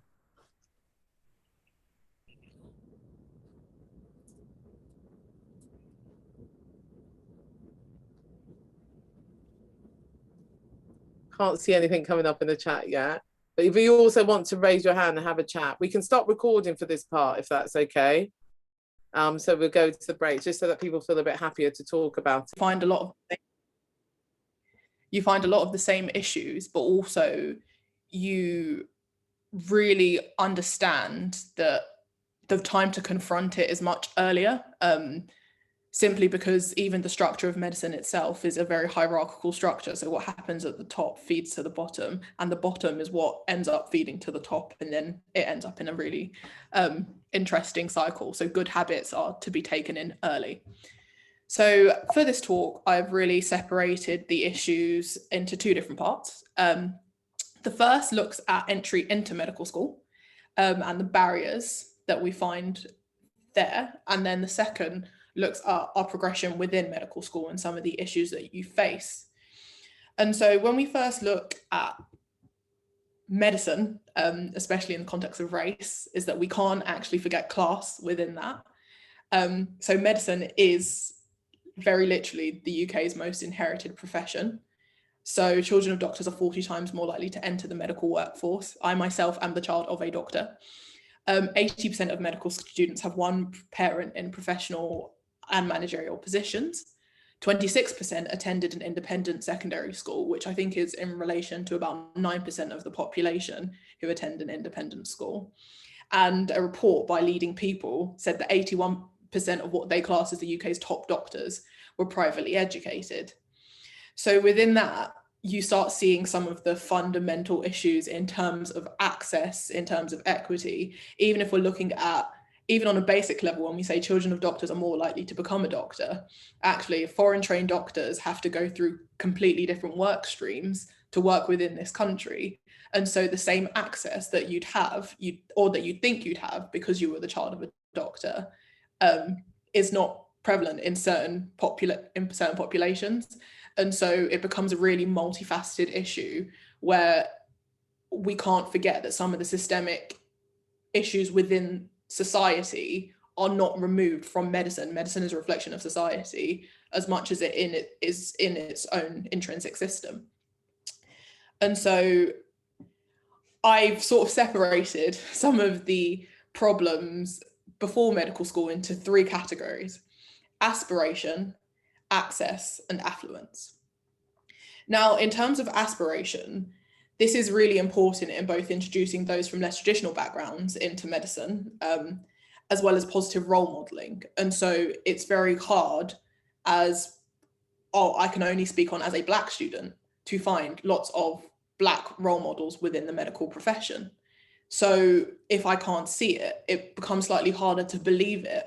And you found this issue quite prominently with females in medicine, firstly, and then we still have a big issue with female surgeons.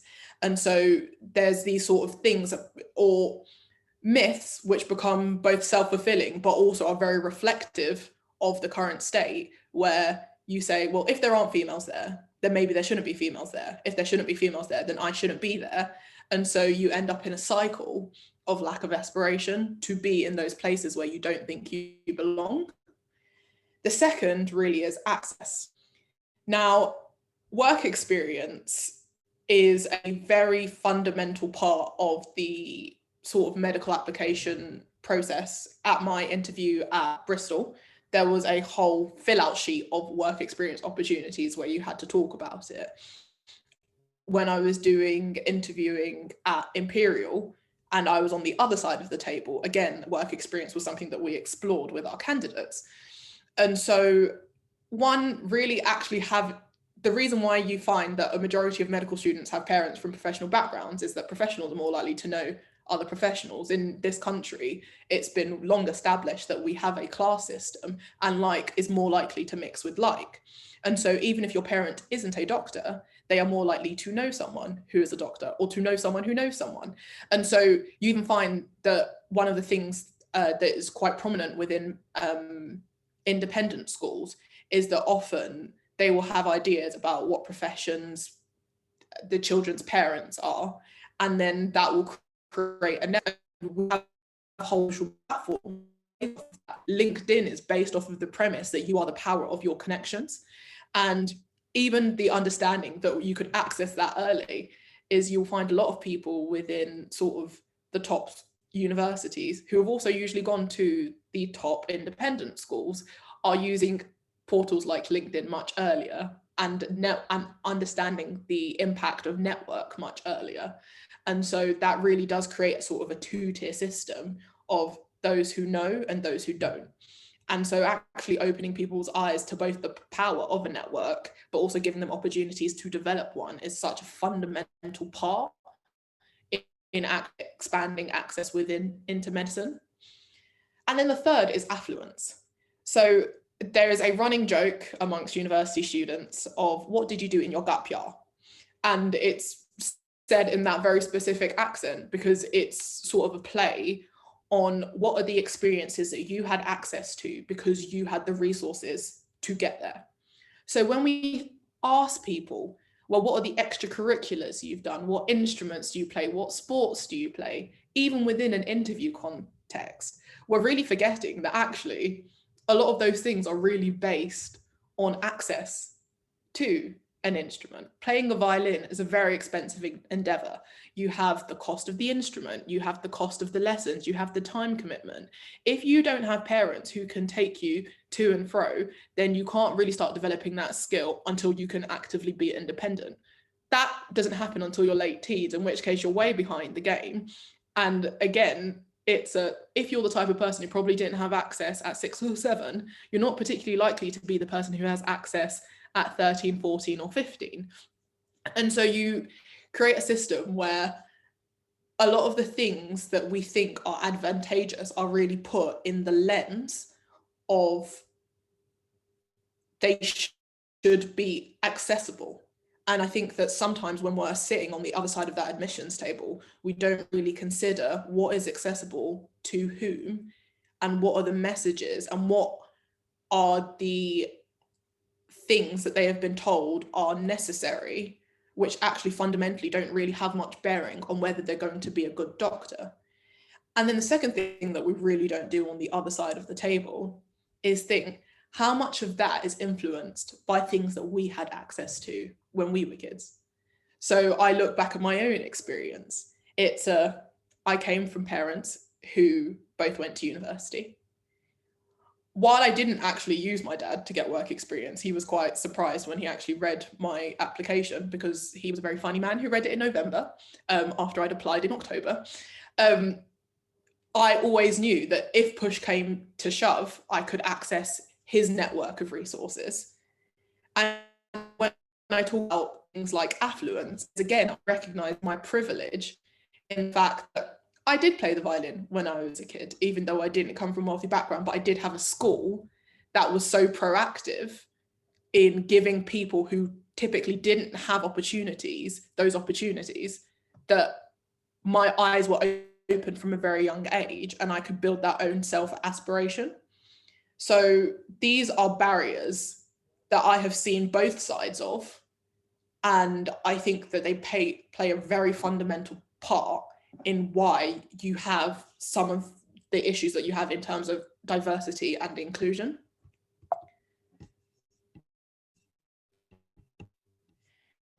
So beyond individuals, we actually really need to look at the systems at play, because we can fix one kid at a time, but that doesn't really help the next one. Now, understanding that getting into medical school is a mixture of really two systems and the interplay between them. And so in terms of school, I say work experience, predicted grades, personal statements, and interview support. And in terms of university, it's how do we reach out to people? What are our selection criteria? How do we administer entrance tests? And how do we interview and actually select our students in the first place? Now, when we look at things like work experience, I've already touched on that actually your immediate system is your direct connections, but also we forget that schools can also bolster those connections. And so you may not have specific ones within your family or within your family spheres, but there are many schools that will access the networks of other students within the school. And so what you end up doing is, if you start pigeoning people who don't have a lot of resources into the same institutions, you have the blind leading the blind and the poor leading the poor. And you don't have that sort of exponential effect that you would have if you had even just a mix of the fact that connections breed connections. And so that is really one thing that we need to start implanting, that one person or those 2 or 3 people within schools that don't have access, because what they end up doing is, as we bring up the first person, they create more contacts. And then the second person can access that person's contacts. And then once they're in a position, make then new contacts. And so that's the whole idea of LinkedIn and other social networks, in the fact that it becomes an exponential effect if you start making change on a root and a foundational level. Predicted grades, which are things that we use, and really, by and large, our biggest resource in selection of whether a candidate will be suitable for entry into medicine. So the idea is that you have an assessment of someone's potential, and that is likely to be true, and they have something to aim for. And the idea is that these are both accurate and aspirational. But this whole system is built on the fact that we're allowing subjective opinions to determine what we think someone can and cannot do. Now, COVID gave us a really unique opportunity to actually evaluate how equitable we are and how accurate we are within those predictions. And Runnymede Trust looked at the predictions between white and non-white students and found that the accuracy was, I think, about 20% more likely within white students than non-white students. i.e., if I tell you a student who I say is going to get an AAA, if they're Black, they've probably had to either work harder or they're just less likely to have gotten that AAA that they probably could get in terms of their predicted grades. And so we're already cutting them off at the foot because we're saying that they can't get it. And so because they can't get it, they assume that they won't get it. And what that does is two things. Most students don't really want to work beyond what they think they're capable of. And so actually, if you tell me I'm only going to get an AAB, then I'm going to think I'm only capable of AAB and probably try and work to AAB. But the second thing is that if I want to apply for a course that says it's AAA, I won't even send in an application because I'm going to be cut off at the beginning. And so we have to actually take these predictions with an understanding that there are inherent biases that are overlaid on them and stop taking them as fact, because they're not, they are predictions. And if we can't actually accept that predictions can be wrong as a basic premise when we're evaluating them, and then actually look at some of the reasons why they might be wrong, then we perpetuate a very flawed system. Now, personal statements and interview support is something that I've done a lot of work in, and you realize that, again, this is a case of the haves and the have-nots. So a good school will give you some guidance on how to write a personal statement. They will coordinate with your teachers as to how your personal statement and your reference will align well to maximize both the information that you give, but also make it more focused to who you're giving it to. Similarly with the interview, and again, most good schools will do interview prep, especially for their Oxbridge and medicine candidates. They will give you ideas of what sort of questions to ask, help you refine how you articulate yourself, give you tips on how to ask very specific questions, give you a basic format of how to approach a question that you don't know or you don't understand. So that way, if anything, on a basic level, you feel more confident approaching the situation. And then beyond that, a really good coaching session can make someone who really doesn't have anything to say have plenty to say and basically rehearse it enough to not sound rehearsed on the day. Now, this all sort of crumbles if you just don't have any of that support. And so there are lots of people who are writing personal statements and don't understand the basic premise that a personal statement is personal. And so I've personally gone into schools, and that is a statement that I have to say quite often. Your personal statement is you telling me about you. And you often find that a lot of people don't even really understand the purpose of it. And so the reason they're not articulating themselves in an appropriate manner is not because they have nothing to say, but they really don't really have an idea that they need to say it. And so people can get very, very lost in what it means to say, I want to do medicine, or what it means to say, I want to be a doctor. And that lack of exploration and that lack of opportunity to have that exploration really shows up both in when we read the personal statements of students who don't have that access, but also if they get far enough through the personal statement, when they get to interview and there are traits that they probably have within them, but they just haven't had the opportunity to explore before they're sitting in front of 4 strangers. And so I think that that's something that really needs to be touched on in when we look at what the schools are doing, and also the assumptions that we make when we're evaluating a candidate.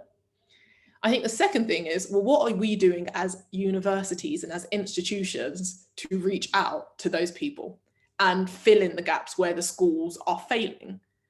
Now, one thing is outreach. Outreach is seldom done, and also seldom done to the people who need it. So within universities and as institutions, we often sort of leave it to smaller societies who seem to be doing a good job. But the lack of oversight really means that we lose focus. And so on working on a project, I came up with a framework where we looked at, well, where would we losing our students at different points within the medical school and within a different faculty? And there were 3 sort of areas. There was pre-contemplation, where people don't even know what university is. And that is something that most people at university don't consider because they're already here. The second is contemplation, is what are the factors that influence your decision to come to university and study a particular course, regardless of institution. And then the last is action, is what is going to draw you to a particular place. And honestly, most people fall off at pre-contemplation before we start getting to the idea of, well, do we want to get them to study medicine? And so there are little things that we can do within both our communities and the institutions that we're at to really reach out to people who may not have considered it. It's things like showing up at a careers fair for primary school kids, which is something that I did when someone asked me to. And you had a lot of young people finally understanding, well, what is it that doctors do? It's those little moments where they come to you 10 years later and say, I remember when she was sitting there and she made me listen to my heart on a stethoscope, and that opened my eyes to the fact that this was something that I could do, or that this was something that existed. And second thing is, actually, when we're getting to that contemplation stage, is how do we give them the tools where they understand what they're applying to and the system that they're applying in? And again, that really interacts with, well, how do we help the schools create opportunities where they don't have the resources? And so that is, even as a doctor, there are standard work experience placements that you could do. But honestly, one of the things that they ask you, especially when I do personal statement training and interviews, is not what have you seen? No one really cares about the surgery that you've sat in at, because you can't do the surgery, but what have you learned? And there are lots of things that you can learn through conversation. There are lots of things that you can learn through connection. And so actually, it's, even as a doctor, even if you can't organize a personal sort of work experience station, is that creating a safe space where you have a conversation with people who are interested in, and they can ask questions, and that you can reveal some of the realities, is actually, that really arms them with some of the skills that we're going to ask at interview. That really arms them with some of the insight that they need to understand whether they want to be in this space and what they want to be in healthcare.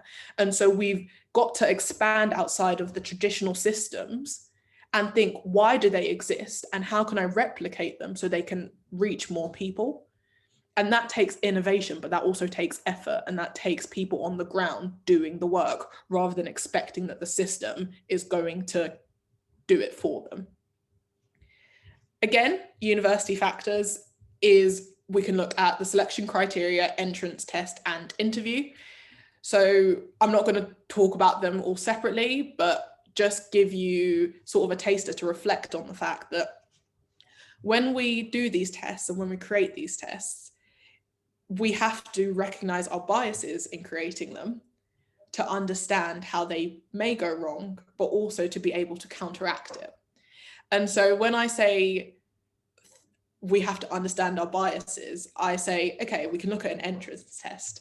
And the only thing that I can really compare it to that's easily accessible is when, I think it was Google or Amazon, they created a system that was going to effectively select people who would do really well within the company. And then they found out that this system was biased against females, very particularly. And not about the skill sets of the candidate, but that the system was automatically rejecting people who said they did things like netball, or said that they played female football team, that they were on the female football team. And what that showed is that actually the existing pool that you have at the top and the existing pool that looks successful becomes your archetype for who you think will be successful. And so that was something that we had to actively confront when we looked at males and females in medicine, where we said, actually, just because there are lots of men in medicine doesn't mean that females are incapable of being in medicine. It means that there's actually probably something wrong with the system. And so when we look at sort of the top strata within medicine now, it is still very heavily male, still very heavily white. And we have some inroads in, you find quite a few Asian males, but it's still massively lacking in Black representation and massively lacking in female representation and nearly non-existent in Black female representation. So then when I'm entering the system as a capable female who has been told that I can succeed in many other industries, the drive to stay in a system that won't appreciate me, and I can see it won't appreciate me, really diminishes quite significantly, because you want to give your all, and medicine has as fundamental basis a level of altruism, but no one wants to be somewhere where they feel underappreciated. And that's something that we find within medicine in all sort of spheres. But the one thing that I can't change is my race. And so when that becomes so intrinsically linked to my movement within the system, it becomes even harder to deal with. And so actually confronting those things in our discussions, and when we go and talk to schools and when we do outreach, is actually really important, because even coming to that realization within the system can be really disheartening. So if we're not having honest conversations early, then you're probably going to lose a lot more people. So I've spoken a lot about getting into medicine, and now I just really want to talk about what happens when you're actually there. So a bit about my background. I'm 5th year at Imperial, and I've always been at Imperial, so I did my intercalation there.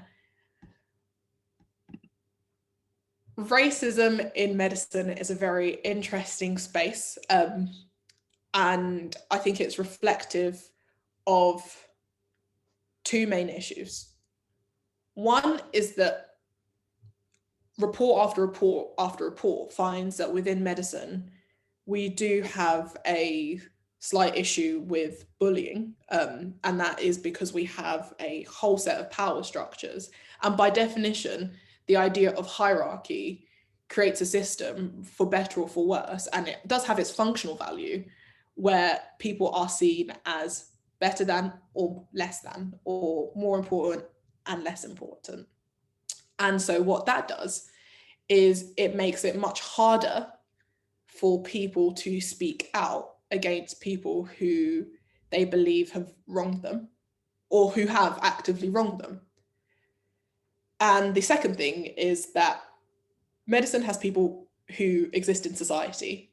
Society has a problem with race. And so it becomes sort of a natural progression that medicine may have a problem with race. I think the difference is that within medicine, because we are all carers to our core, it means that sometimes we're actually less likely to confront it, because we have a lot of people doing a lot of good things a lot of the time. And so the ugly truth that we may be flawed, the ugly truth that we may have biases, creates a system where we're less likely to confront them. And that is something that we find when we do the surveys. We find that about a third of non-white medical students have said that they have experienced racism, but those numbers are projected to be much higher because it's massively underreported. And even the ones who admitted that they had encounters that they felt were racist said that they wouldn't report them because there was a fear of being labeled a troublemaker. And that is something that I have personally experienced, which I'll talk about a little bit later. But it's, even when there's proof, even when you have grounds, is that it creates a system where you feel like you are the problem rather than the system itself. And so what that does is that reinforces silence. And that has two main issues. One, it means we don't ever really confront the problem on a systemic level. But two, it creates sort of a space of micro traumas that the student themselves doesn't really get to confront. And that internal frustration has a much wider reaching impact. It means that they are more likely to suffer with anxiety and depression. It means that it's going to have an impact potentially on their exam performance because of the impact on their mental health. It means that regardless of how much they love medicine, there is this underlying resentment because, again, they feel underappreciated. There's a worry that you're going to enter certain spaces and have to navigate certain traumas.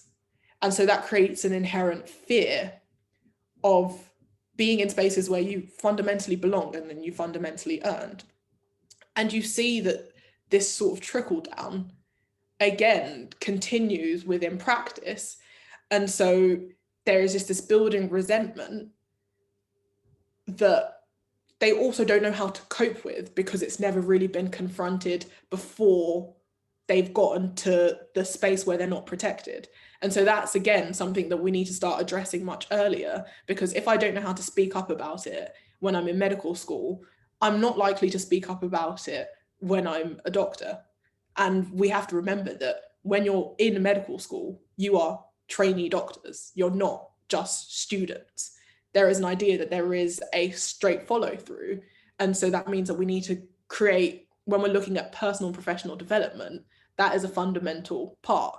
I've been taught many times how to deal with if a senior is sexually inappropriate with me, but I don't remember having one seminar on what to do if someone is racist to me, or none of my peers have been taught how to be active bystanders when they see something inappropriate in that vein. And so if we understand that personal and professional development is really fundamental within medical school, then racism is something that we just can't ignore because it becomes negligent at one point. Exam performance is something that has actually been studied for much longer than most would think. And there are quite a few papers and a few meta-analyses that looked at exam performance and the factors that influence it. And one thing that continues to come up again and again is that you can often find that non-white ethnicity is a consistent factor for lower performance when compared to white counterparts. And we really need to look at sort of what influences that and what systems influence that. Now, sometimes we think, well, it must be the test itself. And occasionally it could be. And that is something that we actually really need to do more research in to understand. But then we can take a step back and actually really look at, well, actually, what other factors beyond the exam do we recognize influence exam performance? One is mental health, which again, I've touched on, and the impact of sort of these systems and how they can impact mental health. Two is, and this is very particular for medicine, is social contacts. And so we all know medicine is referred to as an old boys club. And there is a reason for that. It's because the people that you meet in medical school and the people that you meet on the wards have an oversized influence on your career. That's something that we recognize as doctors, but that's something that should not be understated as medical students. Often the mock paces will be run by sports clubs. The past paper questions are sourced by Muslim medics. The access that you have to certain practitioners can be greatly influenced by whether they were part of a sports club at the same university. And so there are some really lovely clinicians who I've met who are actively part of Imperial College's societies. And what that means is that actually when you need help, when you need advice, you have access to those people. And so the social isolation that comes when you're an ethnic minority and maybe you can't access the same people, or maybe, and again, this refers back to the class issue, where you aren't the type who's played lacrosse because your school never offered it, and it's the first time you've really heard about it, you then lose those social contacts who actually become quite pivotal in your exam preparation and what you know.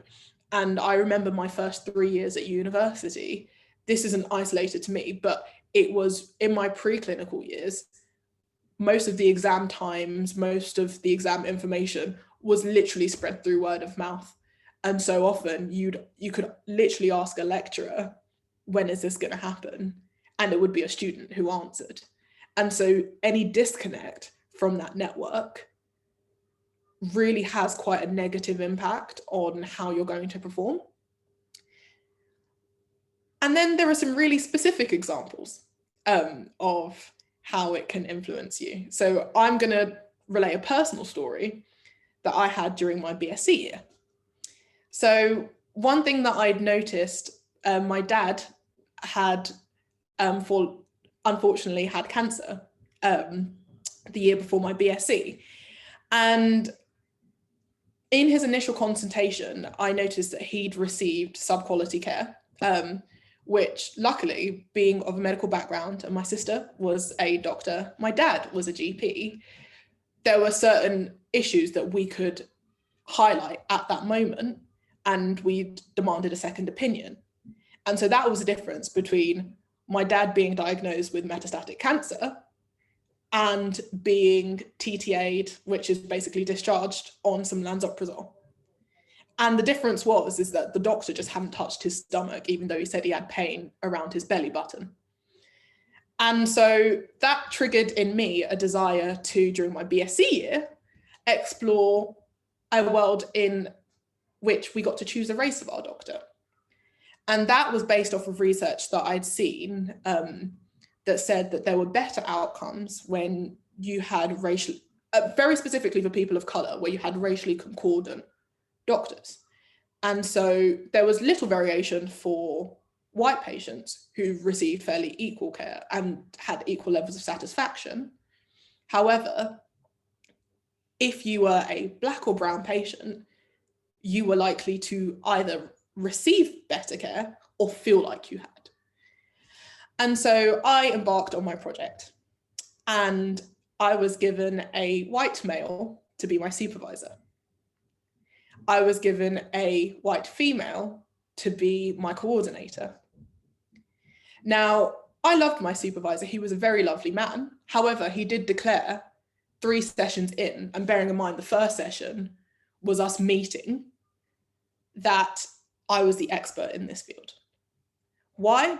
Because when I was given him, I looked him up. He had no experience in doing any studies on race. He had no experience as from personal life. And so, but the only thing that was really concordant was the fact that I said, well, I'm looking at the ethics of it. So we had someone who was interested in ethics.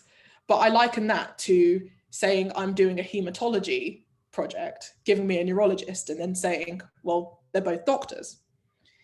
And honestly, I wouldn't call this an issue as such if it wasn't for the fact that within my course, because it was humanities, philosophy, and law, it was standard practice for them to outsource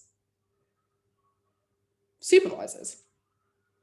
So realistically, there were 3 checkpoints, and I was failed on every single one. The first was we didn't actually have any black doctors who could supervise me within the institution. The second is that they didn't actually look for any, or black people at all. So one of my peers was given 2 supervisors, one who specialized in autoethnography when she changed her mind about what she wanted to do halfway through. So they were able to find 2 supervisors for her, 2 suitable supervisors, but they couldn't find one for me, bearing in mind we're about 20 minutes down the road from SOAS. And then the third issue was that when it was raised, I was told that my problem was the fact that I didn't have a black person. And so that showed that even beyond that, there was a lack of understanding when I raised it, because I was raising it to, again, another white person who didn't understand the fundamental problem that I had with being given a supervisor who had no expertise in what I was doing, at all. And that didn't need to be black, because I pointed out to the same person who raised that the head of African studies at SOAS is Japanese. And so it's this disconnect where we haven't really critically thought about race, that one, there's often no one to go to. And two, when you do raise it, even well-intentioned people may not really understand the issues that you're discussing. Because I did say to her, if I was doing a project on sexual assault, I very highly doubt that anyone would have thought to give me a man, even though men can be victims of sexual assault, even though men have done research within that area. But it just wouldn't feel appropriate. And so I questioned how it had gotten so far through so many people, and no one had thought for a second that this might be an issue. And that really did have an impact on my performance. I felt massively under-supported because I did the whole project by myself. In fact, when it got to the point where we had to declare how much was our supervisor and how much was our own work, my supervisor is the one who told me to put 100% for every single domain, because he was aware that he hadn't done anything. But what that meant was, in the middle of a pandemic, I was exploring a quite complex question.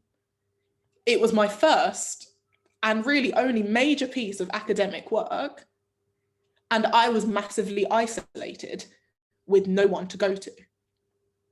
So when we think about it's just the writtens, it's actually, no, these things really do impact our whole experiences and can have really quite direct detrimental effects, that lack of representation and that lack of understanding at every level.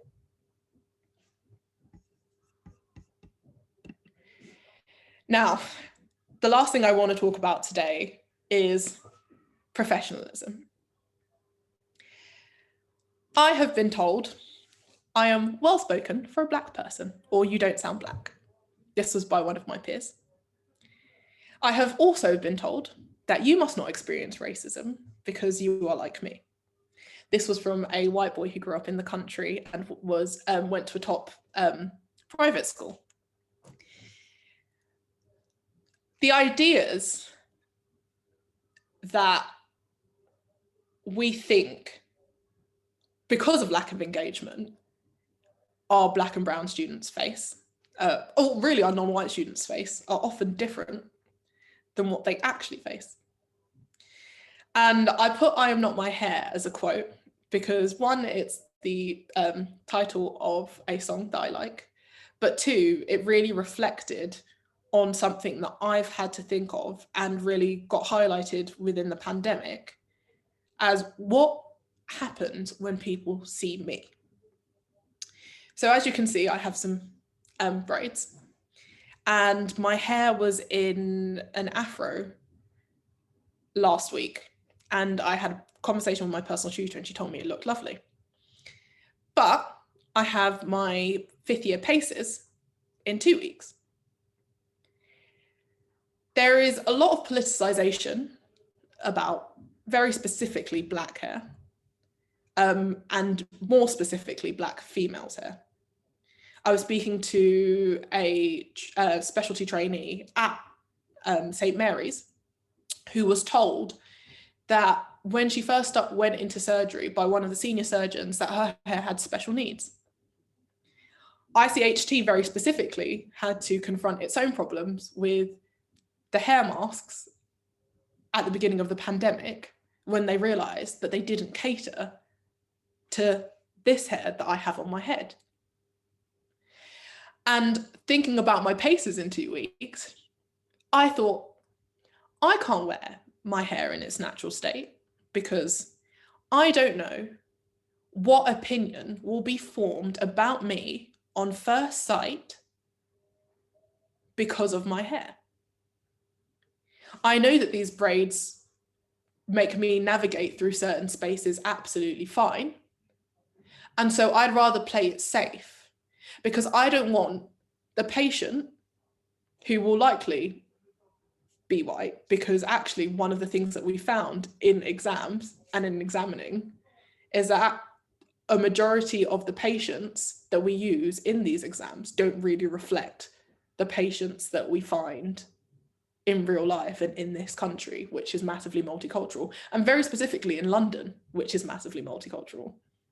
But secondly, is I don't want my examiner to look at me and create that initial impression that I am unprofessional.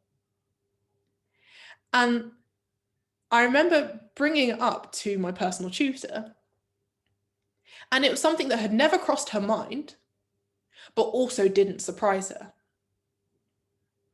And that's because these are thoughts that she's either seen expressed overtly, or maybe thoughts she's had herself. And one of the issues is that, again, because medicine has been so white and male for a really long time, is actually you might have an opinion about this black hair because it does feel out of place.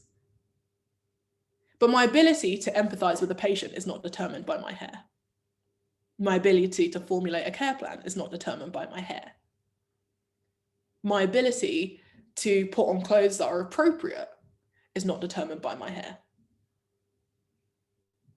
And there are many physical aspects that I've had to consider in those spaces. I'm a more curvy girl, and by and large that's genetic, where I've thought, does this draw too much attention to the body and the face and the hair that I can't control? Does this make me look more black than someone might be comfortable with? And that fear isn't based on nothing. There are many experiences that many of my peers have had where we have been questioned in this way. And so but from people who don't question us, there's still that underlying, when will it happen again? Is it going to happen again?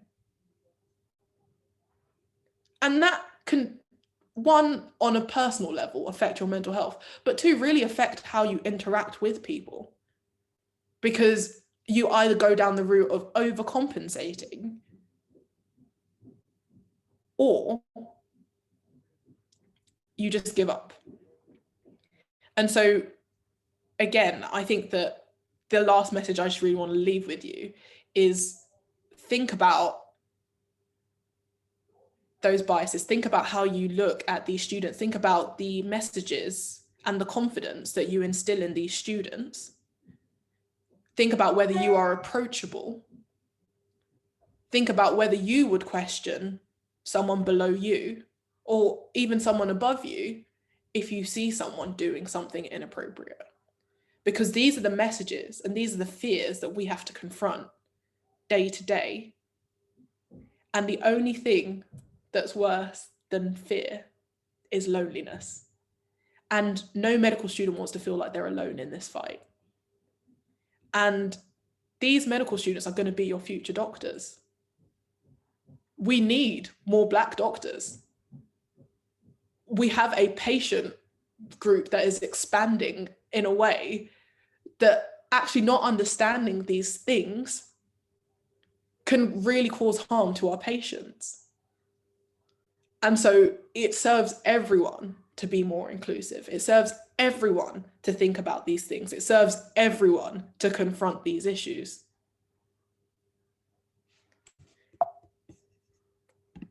So that's all I've got to say. But thank you, and I would welcome any questions.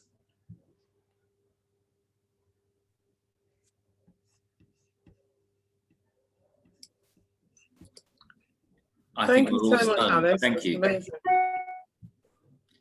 Sorry, Karen, go ahead. So I was going to hand over to Prof. Miran to guide the discussion. Yes, well, can I say, you see, I thought I understood all the problems, but I've learned so much from talking to Alice, and that was so well put. Because, you know, we've all got our own experiences, but that was very clear. You know, I've had experiences of students who want to enter medical school, and I've thought I've mentored them quite well, and they have then not come here and gone to King's, for example, because they look around and they go, and I go, "You're going to apply?" And they go, "I'm not coming here because you haven't got any Black students." you know, or they think and what they mean by that is they're saying, I don't think you'll let me in. It's a wasted UCSA place, you know. So, and they go to King's, and King's are definitely, we're doing really badly compared to other places. Yeah. I mean, it's a very interesting thing that you just brought up there, because for myself, I was having a discussion with my daughter who's, you know, on several fronts. First of all, I'll add what she's talked about, the differential attainment and predictions is one barrier of entry, which people just do not understand how much it does impact people. My daughter, for example, is an academic scholar, but was predicted 8s and 9s, but actually she's probably nearer 9s. So am I still on? I'm not sure if I'm still, yes. yeah, because we're frozen, so maybe I'm share. So essentially what happens when she got her certificates, there was no celebration, she just put them to one side because none of them really reflected her abilities. And that's one thing you have to recognize, that actually has been a big knock on our current generation of GCSE students of sort of Black and origin based on white, because teacher predictions are always worse. That's borne out even in high achieving Asian children and high achieving Black African children. The predictions are always worse. So because the GCSEs and A-level grades went on predictions this year, you're going to have a cohort of children who will be unfairly treated. The other thing I will add is that we were having a discussion today. Her teacher said to her, oh, your LNAT score is quite high. Do you want to consider going to Oxford or Cambridge? And we've had to have a discussion, a frank discussion, that can she go to Oxford? Because will she meet the people that will be able to mentor and tutor her to her potential? Or will she be within an institution where we feel that actually culturally she will not be seen, but also she'll be disadvantaged because the tutors just will not see her in the same way as the white students. So that's very much something at Imperial we need to work on. It's also gaining the confidence of the parents and also the pupils. It's a very humbling perspective, actually. But that's the frank discussions I always have with my children, because I know when I went to university, it was okay. But I know my sisters at separate universities within the UK at the same time were called into rooms by professors to tell them they should not be at that university. How did they get in? We don't normally let people like you in here. And that unfortunately is the narrative of many Black students, different places, different times. And this is also for everybody on the call, you are the game changers. You are the people who are here to make the difference. But our colleagues, and even as working as a TPD across London, I've got people that I've said it on other webinars, I will have coffee and tea with, but I know they change when they're one-on-one with a student of colour. They have a very different narrative. And is it because I feel they're intentionally doing that? In most cases, no. It's from the way that they are taught to perceive those people, that they treat them in a different manner. Yeah. It's a very deep and very, it's not a nice discussion, but it's real. Yeah. And I want to touch on both of those points in the fact that, so what Kareem said is really important. Most students, in fact, from a lot of their early life, a lot of people, young people, need to be told that they are capable. Even the ones that are capable, even the ones that are demonstrably capable. And so I was working with the Access Project this year as like part of my response to COVID. And I had a call with a student who I was teaching. She was Brazilian. And she just wanted to call me to thank me for my work this year. And she wants to continue with me mentoring her next year. And she said, you made me feel like I could do it. Mm. And I've taught and tutored for about 10 years now. And one of the only things, actually, I don't always promise that my students will get better or get the grade or get into whatever school, but I promise that I will leave them with more confidence to attack issues that they're not used to. And we forget that when we say you are capable of this, this, and this, that these children internalize it. And we really do underestimate the importance of predicted grades, of not just the fundamental fact of we use them as a metric, but how that reflects on what the person's self-worth is. And we have to remember that a lot of these people don't have like sometimes you don't have parents who may have time to continually reaffirm you when you're sending them to a system which should be reaffirming you. And so most people are, from any background, are sending their kids to school expecting a certain standard and expecting a certain level of care, both pastorally and academically. And some people just don't notice when it's failing. Yeah, and so it's also, though, I think when I failed to convince the student I'm talking about that he could do it. And I think if you had done what I was trying to do, you'd have succeeded.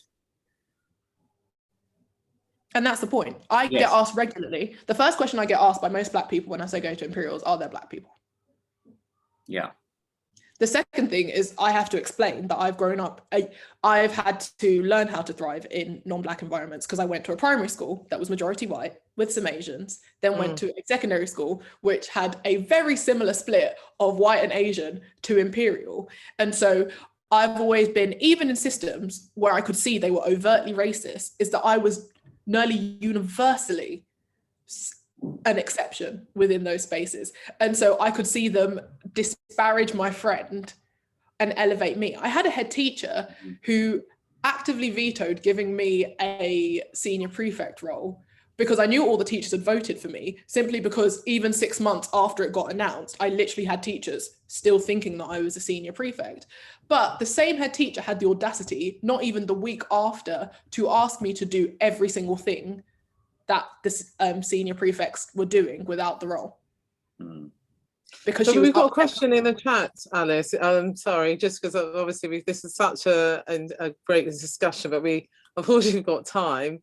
Do you think we're mainly biased or racists as a profession? Do we think there's bias, or do we think we're racist? I think a bit of both. You have to look at like I said, the problem with medicine is that because we're all trying to be good people, it means that good people are often the least introspective. It's one of the reasons why they actually make reflection a mandatory part of everything we do, because we would actually, and we did for a really long time as a profession, just go about doing things and not actually reflecting on its impact. And that's why we started adding things like personal and professional development.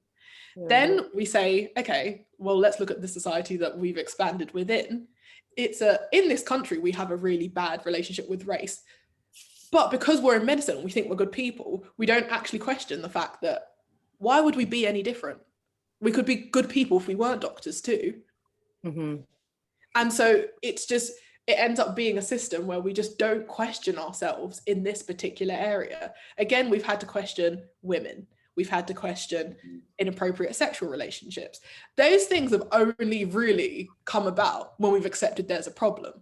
In this country, up until May 25th, 2020, we didn't have a problem with race. That was the official narrative.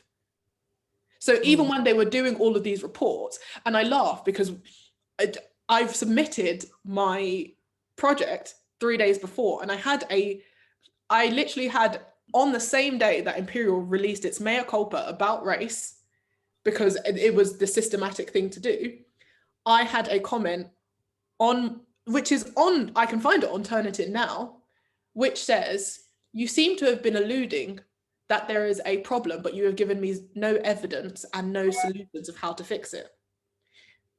So he was saying, you seem to have alluded to the fact that there might be systemic racism and that people aren't trying to be bad, but you haven't told me how to fix all racism. Now, what was ironic about that was not only did Imperial acknowledge racism the same day I received that comment, I think there was a 2-hour lag, but that was veiled as an academic criticism, number one. As a student, and I had other students who could attest to it because of COVID, it was on a call, so it was recorded. I had referenced the most papers in my presentation. I had also proposed solutions. And so within weeks of him saying that I had alluded to a problem that didn't exist, with no evidence of it existing, and no solutions of how to tackle it, we had a whole world acknowledging the problem existed. We had actual petitions about a very specific paper that I did on dermatology that I'd referenced within the within the presentation, and I think it'd gotten like 200,000 signatures within a week or something like that. That very specific paper, but according to him, I had no evidence. And then some of the solutions that I suggested were implemented before the start of the new academic year. And so when I raised this up, what I got in return was 3 months of gaslighting from seniors, because once it became clear that I had proof that this may have been a problematic comment rather than an academic criticism, they knew that there was no system to address it.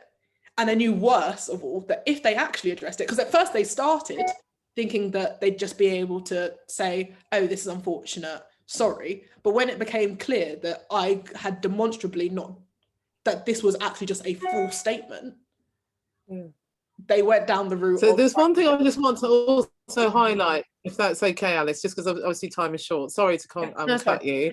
Is that there was a report that came out talking about the outcomes of people post-COVID. So this is a report recently asking about different ethnicities. So we know that just also socioeconomically, sort of Black and Asian people from particular groups have done worse after the pandemic. And they were asked to give their thoughts and insights into why they thought this was. So for all the other groups, it was just lack of opportunities, things that had happened in the pandemic. But for the Black people, it was because they thought they were lazy or unintelligent. And that's one thing that's really important to understand, as a stereotype that embeds itself within, is that people will often think Black people are not intelligent. So therefore, one thing that you can do is just to give you some tips, that when you do have a Black student in front of you, I think what Alice is trying to allude to, or she hasn't really alluded to, she said very clearly, is that they need encouragement. And they probably need more encouragement than other students of a different colour. And the reason for that is because there are a lot of slights, and I talked about in my first talk about non-verbal slights. So it's obviously the verbal racism, there are even the microaggressions, but there are non-verbal. You can see it in somebody's eyes when you walk into a shop and they turn away, or you walk into a room and people look and they will be engaging with a certain type of student and not the others. So the Black students often need more support because they're expecting for you not to see them or notice them or want to notice them. So that's one tip. Is also they need that thing about encouragement switches on the brain in a way that you can't underestimate. It switches on the systems to be able to think creatively and to have that freedom to express themselves. So unless you have that level of engagement with them, they will often again sidle back and kind of disappear into the corner of the room and will not get that support that they need. So thank you very much. I don't know unless Prof. Miriam's got anything else to add. No, there's a few hands and things up, but I know we're a bit short of time. Andrew's kindly said he'll speak for less than 45 minutes. Anyway, Karen, thank you very much for. Yes, thank you. I don't mind just taking a couple of hands because I think Andrew's put that he won't take 45 minutes, but I know his is going to be a really big discussion as well. But mine, maybe I can shorten my bit at the end. So do you want to look at the hands up, Karim, please? Well, there was a hand from someone called iPhone. Do you want to unmute and ask your point? There it is. iPhone. Do you want to? Hi. Yes. Hi. My name is Mitra. I'm one of the senior nurses at Imperial. Just a very quick point to make is that really just encouraging ourselves, encouraging the teams, because obviously, there are layers and layers and layers of assumptions, things that we have experienced over the years. And it's really good to hear examples that Alice has articulated. But it's really about also training, almost like turning on its head, that we start building skills to unpick and unravel these really awful experiences and actually start building skills into calling these behaviors out. So I just wanted to, I mean, I've shortened it for the purpose of time, but I think it is also about shedding these assumptions and what's in our heads.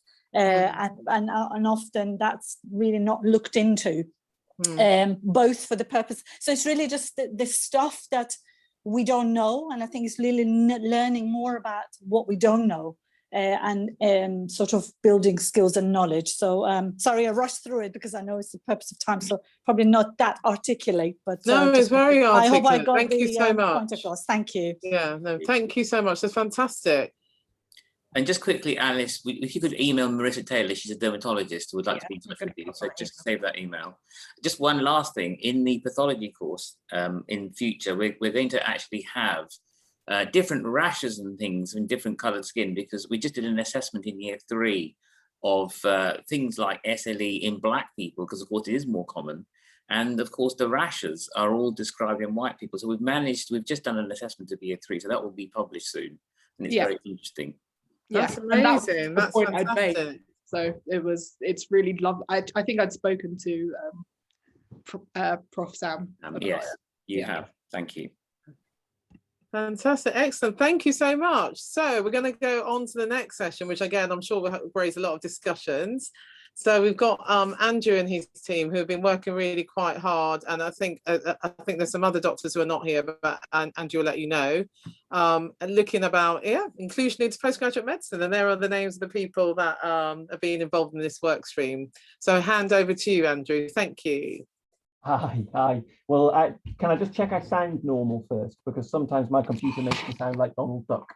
Sounds perfect. Good, thank you, Karim. So yes, I'm here on behalf of a small group of us, Haneen and Amar. Unfortunately, I'm the only one of the triumvirate that can be here, so you're stuck with me. But this is very much based on what we're doing together, and is a talk that we've put together. So this is us. Amar is a clinical research fellow in nephrology. Haneen is now, well, she wasn't when she started with us, but she's now a consultant histopathologist. And there's myself, currently a clinical research fellow at Imperial, and I'm in pediatrics.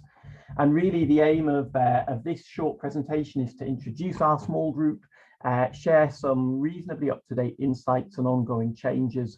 Very much because of what we're doing, this is focused within the medical side, and actually what I'm going to talk about is some of the ways we hope to be learning from our nursing colleagues in the work we're looking at regarding international medical graduates. I'll talk a little bit about our program of work and hopefully what we can do from the bottom up. But really, I'm very interested in using this as a means of getting the expertise of the group that we have here. So I'm hoping that there will be time for discussion, and I'll try to keep my talking relatively brief. So really, what I was hoping to focus on here in regards of inclusiveness within the medical profession postgraduately is inclusion as a profession, and that's rather than in terms of the service that we provide. Not because those two are unrelated concepts, but just because that's the sort of focus that we've taken. And the premise, which you'll see there, is actually, as you'll have picked up from Karen's talk, of course, it's really, there's lots of reasons to believe that actually inclusion in the medical profession is what will drive much more appropriate and inclusive care.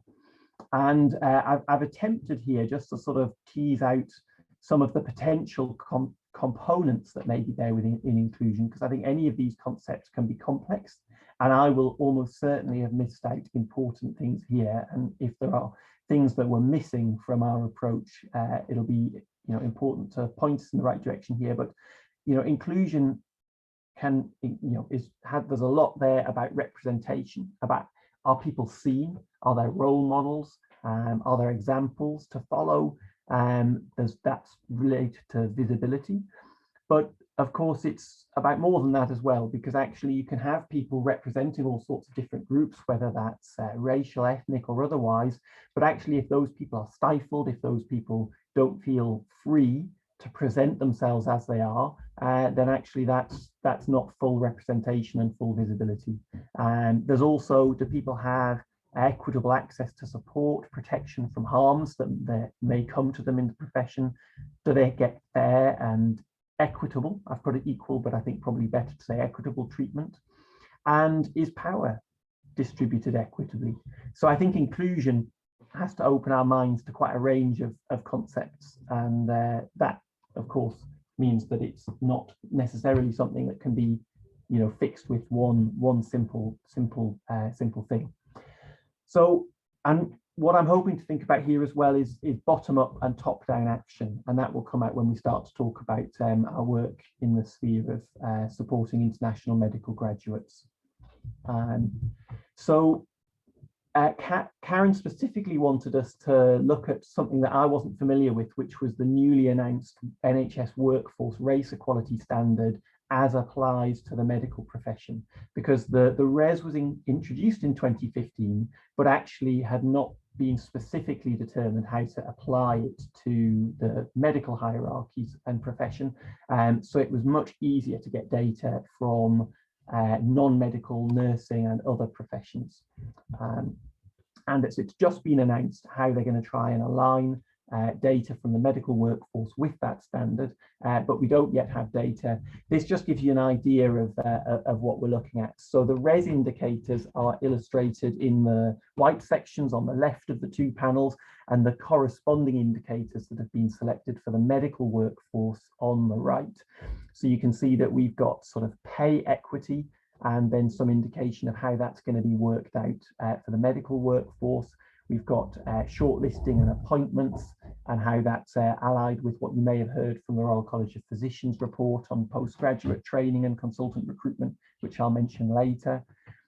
You've got disciplinary data, which will come up in a little bit, because that's something that the General Medical Council is going to be providing. And you've got access to non-mandatory continuing professional development, which is going to be looked at. I mean, it looks like that's broadened out there to look at differential attainment in medical schools, pass rates in postgraduate examinations, and performance at ARCP. And then you've got harassment and bullying and abuse, both from patients and from staff, which are going to be surveyed.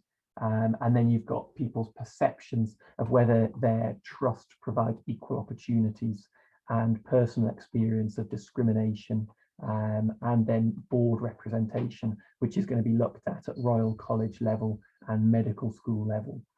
So that's just to give some insight into the fact that to date, although there's been some progress in terms of tracking and promoting initiatives to try and improve inclusion and justice and representation within the NHS, actually probably within the medical profession we lag behind, and we probably need to learn a lot from our colleagues in nursing and other areas of the NHS.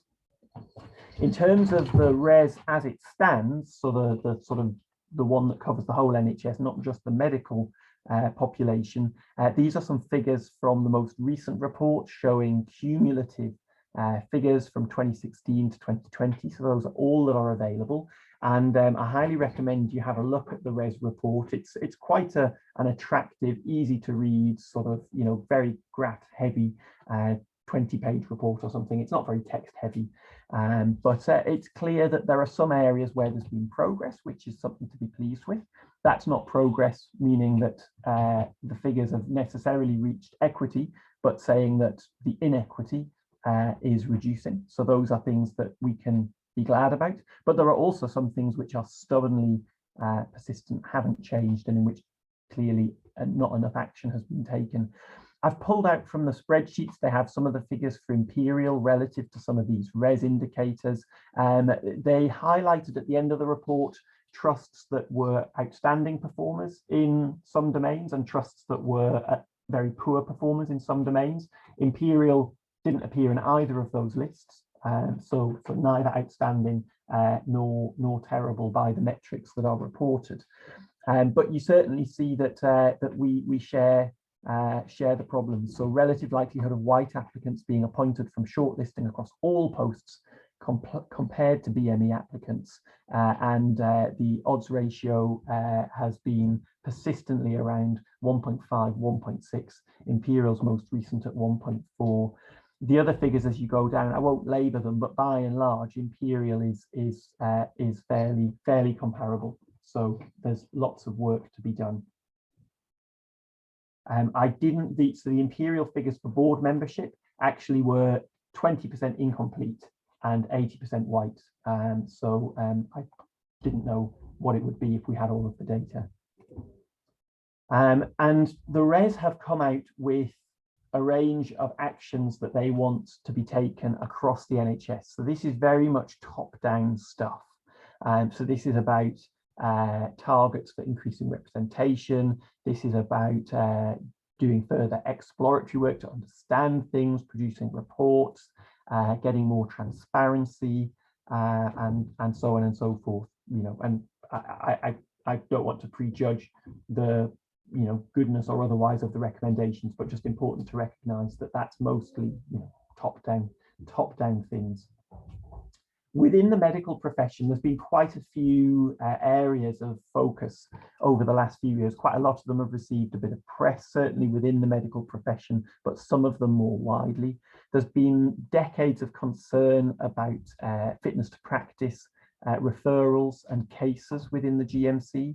And that's often been sort of, I think the GMC has often wanted to push that back to sort of saying, well, it's not our problem, it's about who's being referred to us and we don't have any control over that.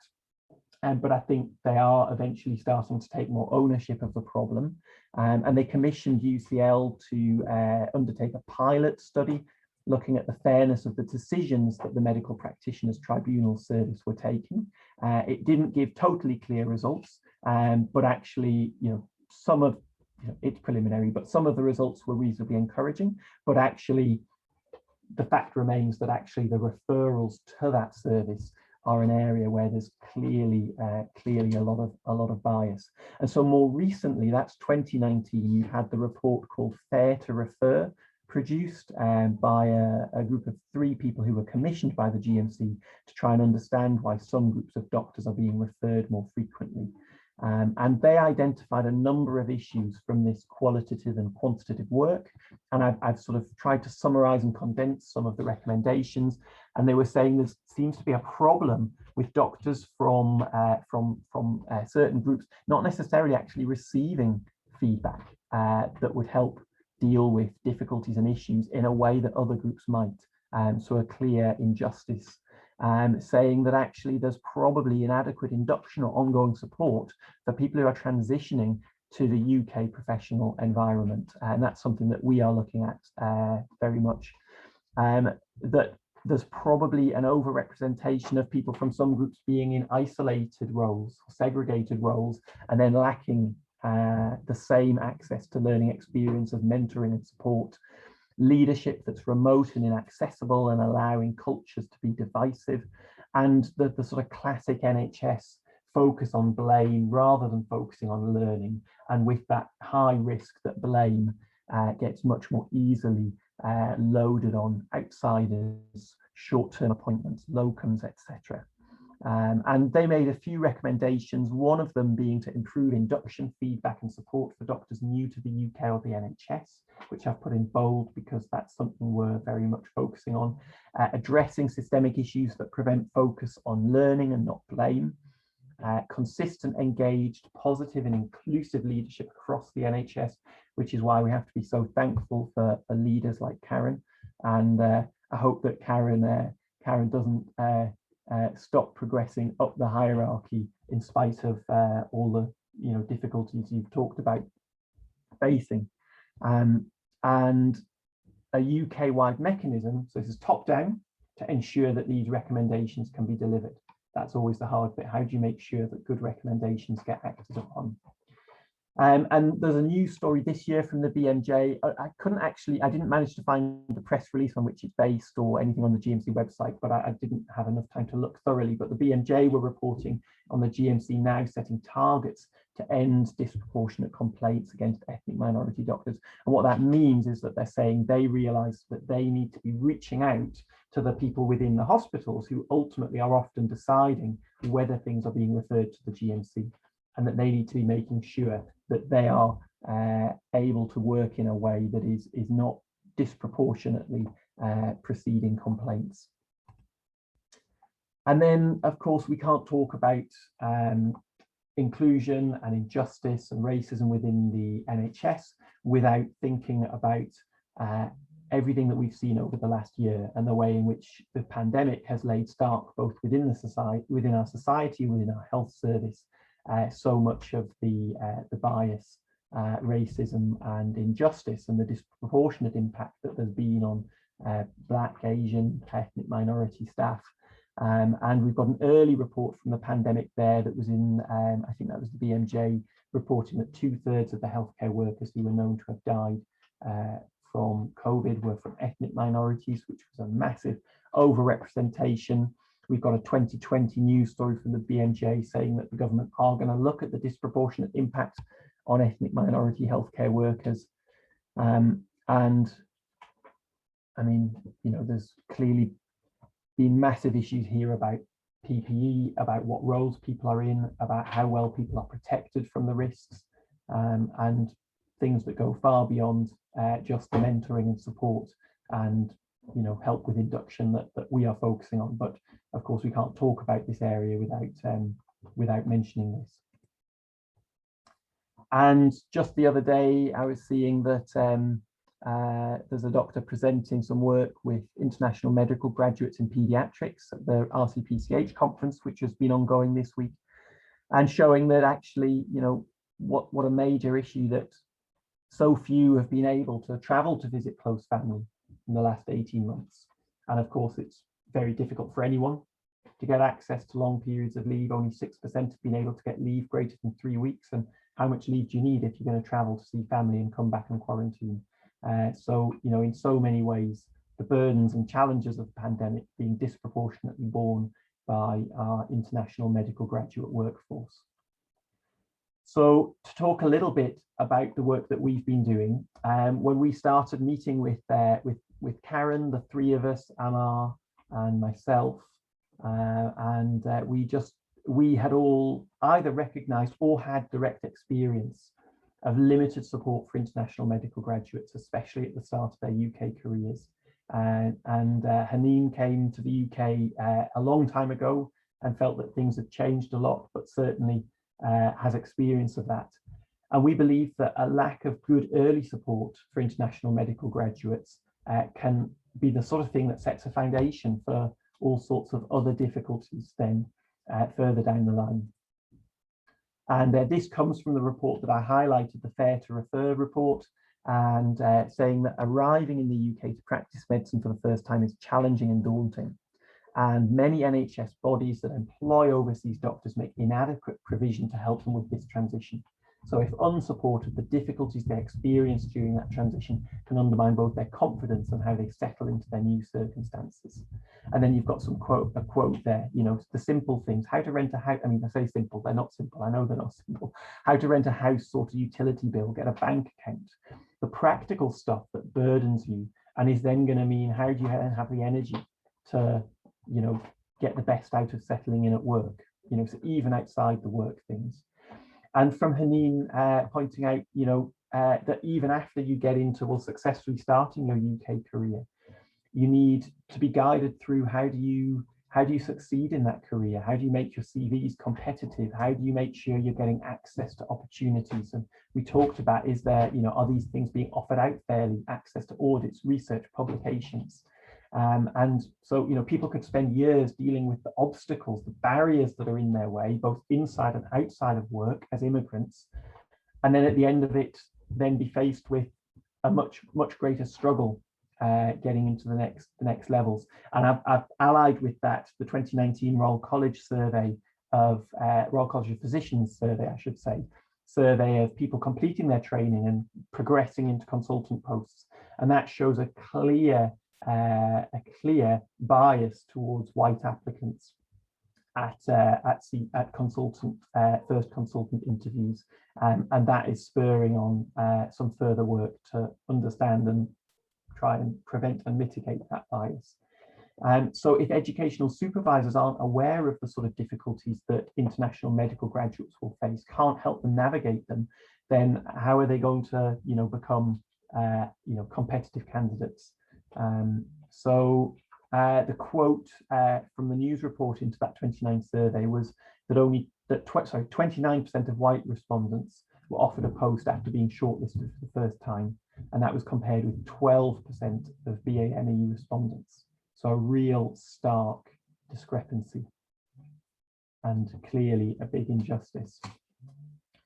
So as a group, we've started by trying to do a lot of scoping work, and actually that's been difficult. It's been really difficult to identify essentially that it isn't clear to us that there is existing data within Imperial to tell us anything about the experience and problems that international medical graduates might face.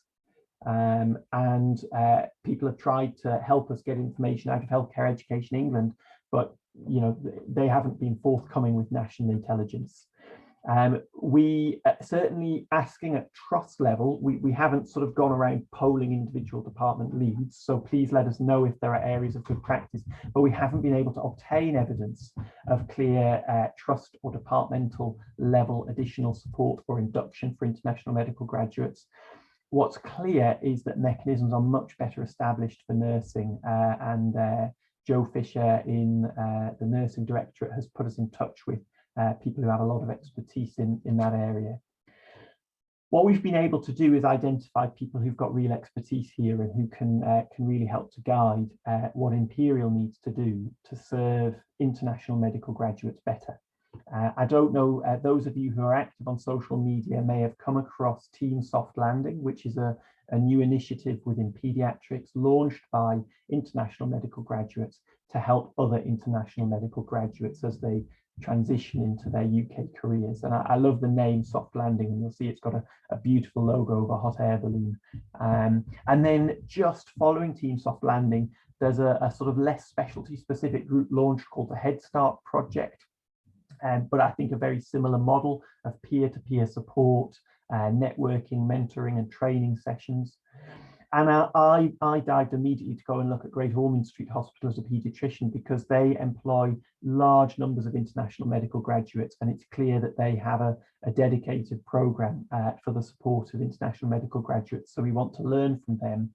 And we've been put in touch with Chichi Mandela, who is the International Recruitment Manager at Imperial, to find out what we can learn, and with Winnie, who chairs the Nursing and Midwifery Black and Ethnic Minority Forum. So we can try and find out what we can learn from the nurses who have trod this path, I think, much better than us. So Team Soft Landing, who you can find on Twitter and have got a new website, they've been running an extensive programme of online support for new international medical graduates, especially in paediatrics, but actually they're not exclusionary in that regard.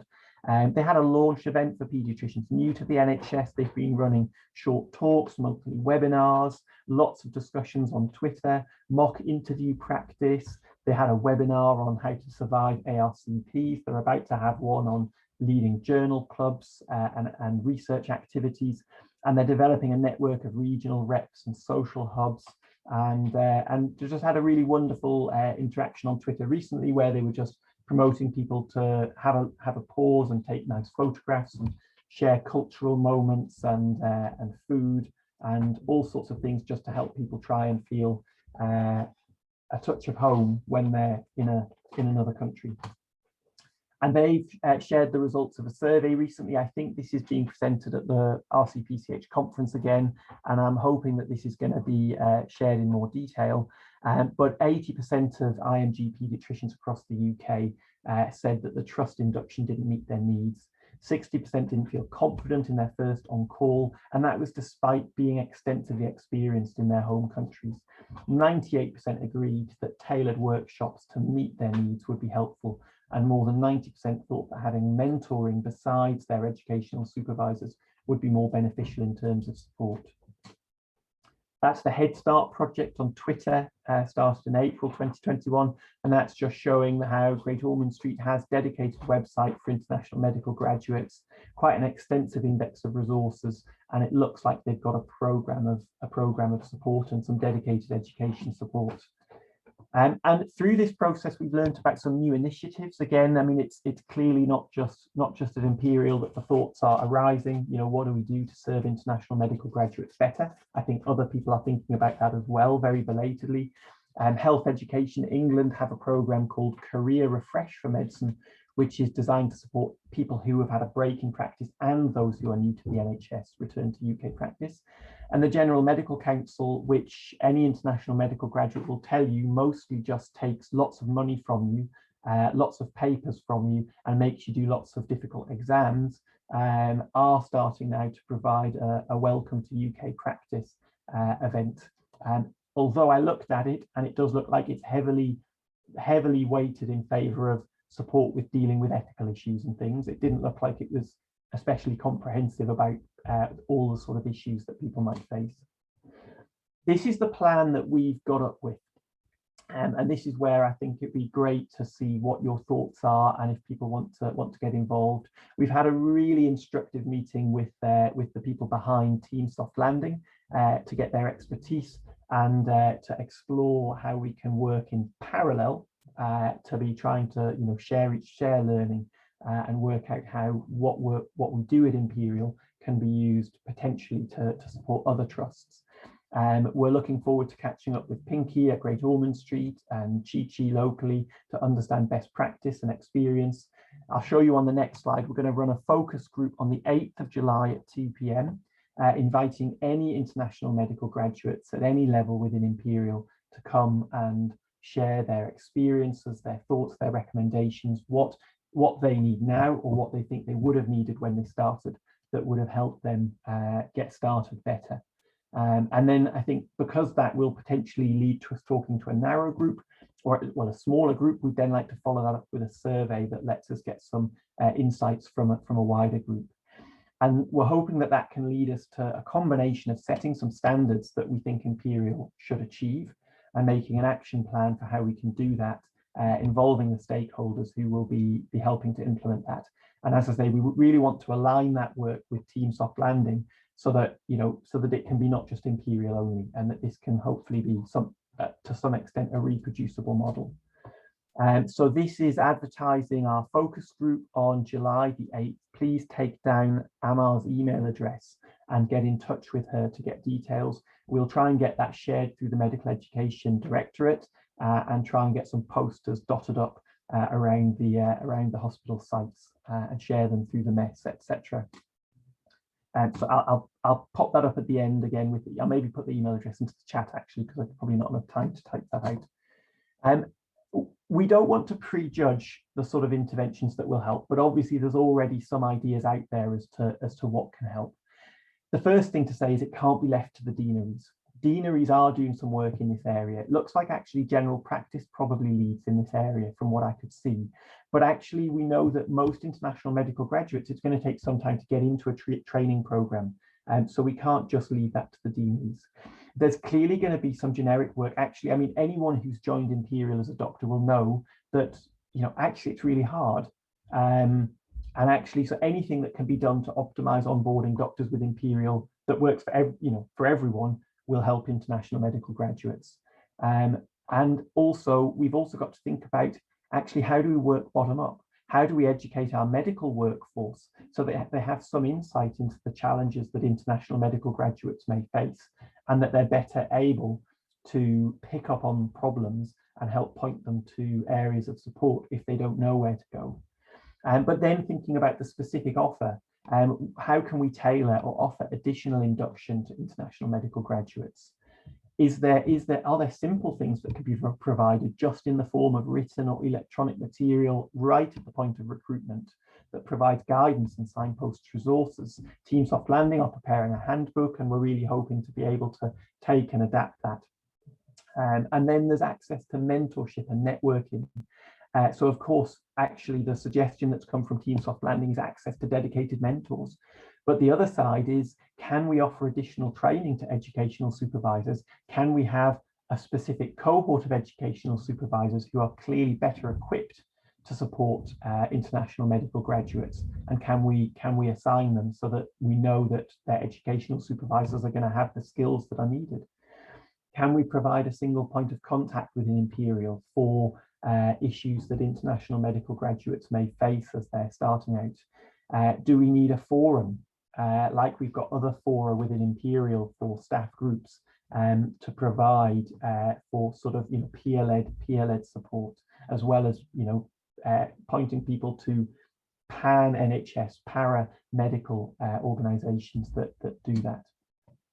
And I think when I think about the types of action that are needed, I sort of come up with a sort of rather faffy looking set of arrows there, thinking about, well, of course, we've got top-down stuff going on, that arrow coming down, but that takes time, that often is unsuccessful, and is resource intensive and all the rest.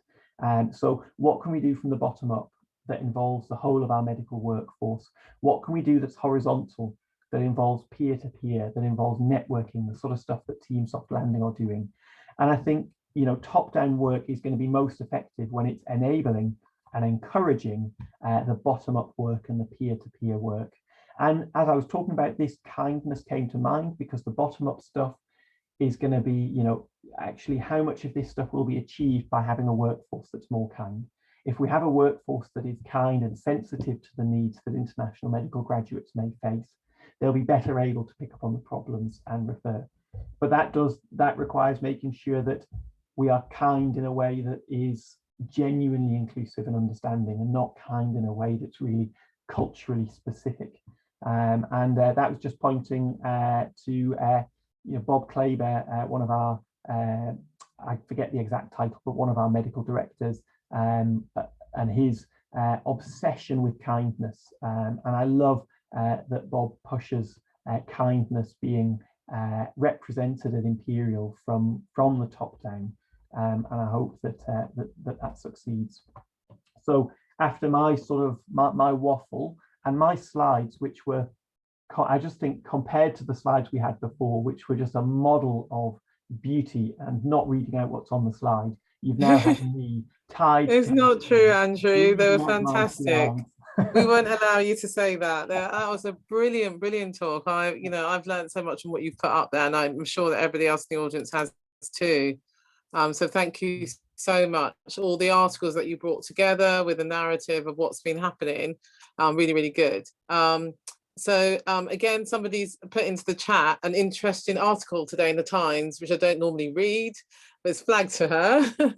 GMC is infected by racism. Judges fear. What do people think about that? What are your comments about the GMC? Well, I always struggle with the Times because it's always behind a paywall and I refuse to pay for it. But I mean, gosh, that it sounds damning. But what, yeah. Do we know more about what that's been based on? Not really sure. Yeah, I can post. Sorry, I can post the link in the chat if you like. It's I haven't kind of sort of skimmed it. It's about someone who took the GMC to court. He was suspended for 3 years, and he's, I think, Muslim, black. I don't know the exact details. And the judges ruled that the GMC was racist in the way they handled this case. But I can post the link in the that'd be good to see. And I think I suppose that's also part of things that we need to understand. So all these, you know, we talk about icebergs, and I think obviously the GMC is the tip of the iceberg, but below, as what Andrew's alluded to, is a lot of the stuff that happens with patient complaints, people writing things on appraisals about people. And without really understanding that actually there may be no issue at all, or it's just simply kindness could have solved it. Speaking to somebody, understanding what is the background. So I love that bit that you put there about kindness, Andrew. I don't know if you want to expand on that a little bit more. Gosh, I mean, I don't know how to expand on it really. Just, I guess, I mean, when I hear people talking about kindness seriously, it just makes me so happy, because I think, you know, from the start of my career in the NHS, it's the thing that gets me through, you know, trying. I mean, I'm not saying I am always kind, but trying to be kind and sometimes succeeding usually makes my job much more satisfying, and being on the receiving end of kindness makes my job much more satisfying. But if that kindness is going around in ways that's restricted to in groups, then it's not real, is it? So, you know, I guess it's, we've got to be a bit hard-nosed in terms of how we think about kindness, and it sounds soft and fluffy, but we've got to think about how it's, you know, hard-nosed really at the business end, and how we make sure that it's available to everyone. No, brilliant. And thank you for all the work that you're doing, Andrew, and the focus group that you've got planned. I think I've got Danielle Bennett. She's one of the education leads in the trust. I think she's got her hand up. So hi, Danielle. Hello, fantastic, Andrew, and actually the whole morning's been fantastic, so thank you for organising, Karen. I'm absolutely committed to supporting with this work, Andrew, and I look forward to having an opportunity to talk through it with you in a bit more detail, and anything you need, just give me a shout. Yeah, Andrew, do you know what? That's like a free ride or ticket. You better catch that ticket. Do you know how influential this woman is? Not only that, she's a real doer. which is absolutely amazing. Lovely to see you, Danielle. That's really good. That's one of the heads of the whole postgraduate department, so really powerful. So thank you so much. So I would really encourage you all. I don't know if you want to go back and just put the slide up about the faculty, not the faculty group, the group session. Yeah, the poster, the focus group. So that's on July the 8th. So you can see that we're not just about talking. It's about real actions, and which is fantastic. So there's the focus group. Please share it within your departments and to the wider audience. Really, really important, really key to get people talking about this more and more and more. Fantastic. So I think we're now moving on to discussing a bit about research and medicine. So we should have, hi Rabina, how are you? I'm fine, thanks, how are you? I'm fine, thank you. It's one of our lovely professors of academia. I'll leave you to introduce yourself. But she's absolutely great, and really what I love about Rabina is just that continual thought and discussion about really trying to change the platform and research to bring everybody to the table to start to really unpick what do we have the evidence that we need to treat the conditions that we say that we're treating. Have we got these groups really included? And if we haven't, how do we engage that? That's the real heart that I see with Rabina. So it's fantastic to have you on board. She's also one of our core members and leading the academic work stream in the Doctors for Life group. And so I'll hand over to you now. Thank you. Thank you very much, Karen, for that very kind invitation. Let me see if I can share my screen to start with. Can you all see my slides? Yeah, perfect. Yeah, excellent. Lovely. Thank you so much. So I think many of you will know that I'm a respiratory physician at the Hammersmith, but I'm also clinical director for the North West London Clinical Research Network. And I think it was on that basis that Karen very kindly invited me to come and talk today to this group. And I'm really delighted to join you. And the last few presentations have been amazing and really inspiring. And Karen asked me to talk about old and new horizons. I would just like to qualify this by saying that this is very much a snapshot with a few highlights of where we are. It's certainly not comprehensive. And I'm going to talk as much about patient and volunteer inclusion and diversity as I am about staff. But I will have a few things that I hope will motivate and inspire people. And I'm presenting a warts and all state of where we are. And your involvement and your engagement is crucial to help us move forward. Okay, so this is the only old horizons slide that I've got, but this is the history really of the UK research landscape, which we've inherited. So many of you will know that the NIHR was established quite a long time ago now in 2006 by the Department of Health and Social Care. And its aim is still the same today, really, to improve the nation's health and wealth through clinical research. And there's been a long-standing political commitment to supporting the life sciences industry, which is very welcome. And there have been a number of documents that have restated the aim to embed health and care research in all aspects of clinical and NHS care. And that's a great ideal, and it's been extremely difficult to try and do. And then, of course, last year, our world was really turned upside down, and this has made a difference. And COVID, I think, one good thing to come out of many tragedies from COVID has been highlighting the importance and, in fact, how essential clinical research is to all that we do.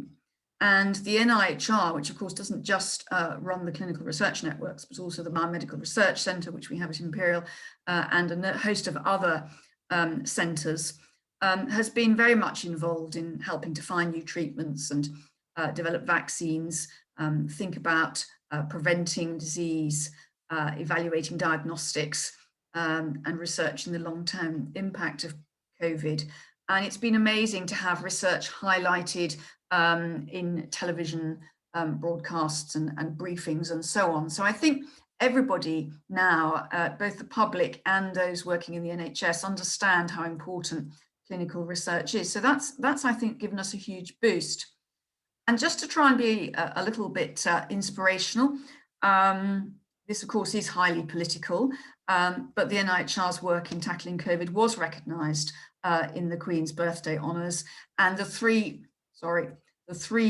individuals who were recognised were Divya Chowdhury Manik, Professor Hywell Williams, and Dr. Jonathan Sheffield. So that's good, and I hope that will encourage people that if you want to get involved in research, there are opportunities certainly for your work to be recognised, regardless of whether that's the sort of recognition that you would necessarily choose. And for many years now, the NIHR has been trying to promote inclusion and diversity in terms of research participation and reach underserved communities. But of course, again, COVID has absolutely shone a spotlight on the disparity within our communities and across our communities. So COVID has disproportionately affected our ethnic minorities. I don't need to tell anybody here more about that. But COVID has been a huge accelerator then in driving this work forward and really emphasizing how important it is and actually how essential it is. So in the last 15 months, there's been a regional network of, leads established. There have been a number of BME, and we don't like the term, but I'm going to use it because it's recognised, it's what the NIHR is using it at the moment, but toolkit videos, and I'll talk a bit more about those in a moment. There have been celebrity recordings encouraging participation in clinical trials, and there is a checklist for researchers, which is also useful, and there are NIHR blogs. So I would encourage you, if you're interested in this, to go and look at the NIHR website, because these are just snapshots of some of their pages. And the other thing I'll talk about a little bit is the translation projects, which are really important. And if any of you have been involved in commercial studies, you'll know that it's very difficult if you identify a patient whose first language is not English and who's really not comfortable reading complex patient information sheets in English and signing a patient consent form in English. It can be very difficult to get the commercial company to recognize the importance of high quality translations, and it can really delay recruitment. So it's a two-way exchange, and we are trying to educate our partners about the importance of this. Again, quite a lot on the NIHR website around research in ethnic minority communities, FAQs, how to get involved. I'd really like to highlight the COVID and Me videos. These are 7 short films, and they've been recorded by professional actors. They're based on real patient and community experiences and conversations, and they're really quite poignant. They're humorous, they're good, they're high quality, they're well done, and I have found them incredibly educational because they have highlighted obstacles and barriers to people coming forward and taking part in research, and also around vaccine hesitancy, which if you aren't part of that community and you don't have that history, you're not going to be aware of. And they are also gradually, as you can see below, being translated into other languages. So do have a look at those, because they're really lovely. They're a very easy background to a cup of coffee, and I think we can all learn from those. A little bit more on translations. You can see now that there are videos on interventional and observational research, and these have been translated into a number of different languages. So this is all national work, and this is a really good start. You'll see in a moment that's not enough, but it is a good start. So progress is being made. So that's the national picture. Now, what about the Clinical Research Network locally in Northwest London? So we cover the area I've shown you here. And I'm going to talk a little bit more about our communities in a moment. I thought I'd just again look at our specialties and our divisions. So we cover 30 clinical specialties, and we have 32 clinical specialty leads. That's because we have some co-leads. And I thought I'd just again, as I do occasionally, look through and see what our proportions are in terms of how representative we are of our local communities. And I don't think that's as high as it should be. 41% of BME for our clinical specialty leads and 50% for our clinical divisional leads, but it is where we're at, and I'd welcome any thoughts and suggestions on that. So that's a snapshot there of our clinical leadership. And then these are just some really lovely statistics on our communities in North West London. And these data come from the ARC in North West London. You can download them. The link is there at the bottom. These are the first 4. So Ealing, Brent, Harrow, and Hammersmith and Fulham. And I know the font is quite small, but really I'm just drawing your attention to the languages. So we've got Polish, Punjabi, Arabic, we've got Gujarati, Tamil, French, Spanish, and so on. So an enormous number of different languages and a huge number of different ethnic groups. And the theme continues with Hillingdon, Kensington, Chelsea, Hounslow, and Westminster. So again, huge numbers of different languages. We've got Arabic, Filipino, Tamil here, Polish, Indian. So really disparate groups. And in fact, North West London is really unique in the clinical research, in the 15 clinical research networks, in its diversity. And we are working on becoming more inclusive in terms of our clinical research, but you'll see we haven't got there yet. So how can we ensure that our research, and particularly at the moment COVID studies, is equitably available and accessible for all? So there is a Centre for Black and Minority Ethnic Health, and this does have a lot of experience in addressing inequalities in healthcare access and research, and a lot of understanding of some of the issues faced by our underserved communities, and that is supported by the East Midlands ARC and the NIHR Leicester BRC. So if people are looking to get information, that is a good place to start. Now, over the last 15 months, we have done a lot of work in this area, and a lot of what I'm going to show you now is work done by Sonia Abraham and the teams and the networks that she's built up. And I'm extraordinarily grateful to Sonia for all the work she's done on this. And I'm only showing you a few of the things that have been done. There are many more, but she has set up local groups, which I've listed there. One of the challenges that we've had until very recently is that ethnicity was not monitored in terms of patient recruitment or even in our patient research experience survey. And this was because nobody wanted to talk about ethnicity. So it wasn't considered something you should be asking, because that is completely counterproductive if we're trying to make our work more inclusive. So that is work in progress, but we are now starting to get more ethnicity data, and I'll show you some of that in a moment. We've had at least one nested study for vaccine trials to include cohorts relevant to our communities. And Sonia has been instrumental in developing links with local government and Health Watch, and there's a few names there who some of you may know. We've also set up a BME Professionals Health Champion Network, and Christiana Diner, who's one of our ophthalmology leads, is part of that, along with 2 of our local GPs, and Chitra Herman, who's a home manager in North West London. So we're really grateful to them for all that they are doing. Now, one of the, this is just to really put the challenges in context for you so you can see what we're up against. One of the things that Sonia did quite early last year was an audit of our healthy volunteer database at the Imperial Wellcome NIHR CRF.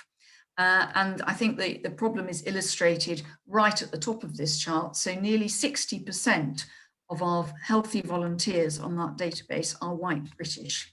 And I've just shown you data from our local communities in North West London, and that is not representative. And you can see when you look down that there's really, I mean, the next largest group is white other, and the really very small percentages coming from other groups. So this is a real challenge for us, and needs to be taken into into the context overall of what we're dealing with. And this theme is really continued when Sonia did an audit of enrolment into COVAC-1, so COVID vaccination study. And you can see that both in the screened and the enrolled groups, nearly either just under or over 60% were white British, and again, white other were the second largest group. We do better if you go down the charts with Asian or Asian British, so 8 or nearly 10% enrolled. So we are doing better there. But in the other groups, it's really rather pitiful, and we're not doing very well at all. So there really is a lot to be getting on with. Now, Sonia's done a lot of other work, sort of softer engagement work, but really important. So this is just an example of an open discussion about COVID vaccination, because I think a lot of the obstacles to vaccination are the same as the obstacles to taking part in research. And with Tom Gardner, she published this paper in the BMJ in February about the role of community organisations in helping us to understand disparities between different groups and try and tackle some of those challenges. There's a lot been going on there. But I'm going to finish with a really positive story, I think, which is the Virus Watch story. Now, it says here, this is a press release from the 17th of April 2020. And I think if we saw this headline today, we'd just groan because it says that thousands of patients across the country are going to be tested for COVID-19. But of course, on the 17th of April 2020, that was quite groundbreaking. And this was launched to monitor the spread of COVID-19 across England. So terribly important. And you can see below that we had a number of successes in terms of recruitment, but we had very low uptake from minority groups. And therefore, an amendment was agreed, and this did require quite a lot of work, to reach out to GP practices to contact the groups that were really underrepresented. And we identified nearly 80 practices with the highest patient cohorts. And we sent out nearly 92,000 electronic invitations with access in different languages. And that resulted in 15% of a cohort from minority ethnic backgrounds. Now, you might think that's pretty low, and I wouldn't disagree with that because 15% is nowhere near where we are in Northwest London. But when you set it against the figures I've shown you for our Imperial CRF volunteer database and the COVAC-1 audit, it's a significant improvement. So it does show what you can do, but it also shows that you need quite targeted approaches to get these figures up. So I'm going to finish there. I want to thank everyone for listening and thank all those who've been involved in this work because it's incredibly important. It's absolutely essential that we get this right in the future. COVID has been the springboard for much change. We don't want to lose that momentum or lose the progress that we're making. If anybody has ideas or wants to be involved, please do email me. Please also do look at our local web intranet site, which I've put there, and of course at the NIHR website, which I've mentioned and alluded to. And just finally, today is Red Research Day. I'm not wearing red, but Sukamal, who's one of our research facilitators, is wearing red to thank everyone who's helping to take part in research and is volunteering and consenting for studies. So thank you very much. And I'll stop sharing then. Thank you so much, Robina. That's been an absolutely fantastic talk and really illustrating the landscape of research about looking at, you know, the way that we didn't actually used to pick ethnicity data. I think it's something that perhaps maybe some of us naively thought was being done. And then you're right, it's one of the things, you know, we have to take the wins that we've had from this awful situation. And it's definitely a big win in the way that essentially the research perspective has been transformed. Yes.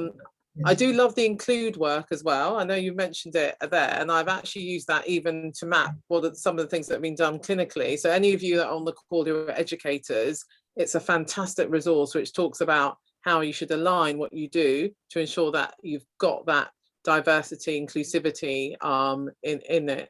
I don't know if there's anything else that you want to say. Let me just go to the chat to see. Everybody loves Robina. I love that. That's very sweet. But I must emphasize, this is a huge team effort. So I'm just pulling it together, you know, and it's really key to have people who are motivated and engaged and involved in this, because it's not something, I certainly can't do it on my own. And, you know, and Sonia has been amazing, as have many other people. So it's fantastic to see this in Northwest London as well. Are the other sectors also doing something similar? Yes, so there is a regional lead in each area, and so there are regular national meetings. I think the difficulty for us is that, you know, we are the most diverse region, and we haven't shone, I have to say, in the past in reflecting that. And you can see that in those figures I've shown you, and that's what I mean by warts and all. You know, this is but it's really tough. And the other thing, of course, is that so much has moved digitally. And that's fine, but we know the people, most of the people who do well on the digital platforms in terms of our patients are going to be the white, well-educated, you know, people who are absolutely up there, or certainly, if not white, they're going to have English as their first language, and they're going to be very au fait and up to speed with the technology. And I've put out a challenge to our team. I've said it's fine for you to focus on digital because that's what we're being asked to do. But I said you need to realise you've got to focus on digital and inclusivity, and that is going to be a real challenge. And there was a bit of a pause in the room when I said that, because you know, they can all see it. It's tricky because you've got, what are you going to do? Are you going to create a research app available in 12 different languages?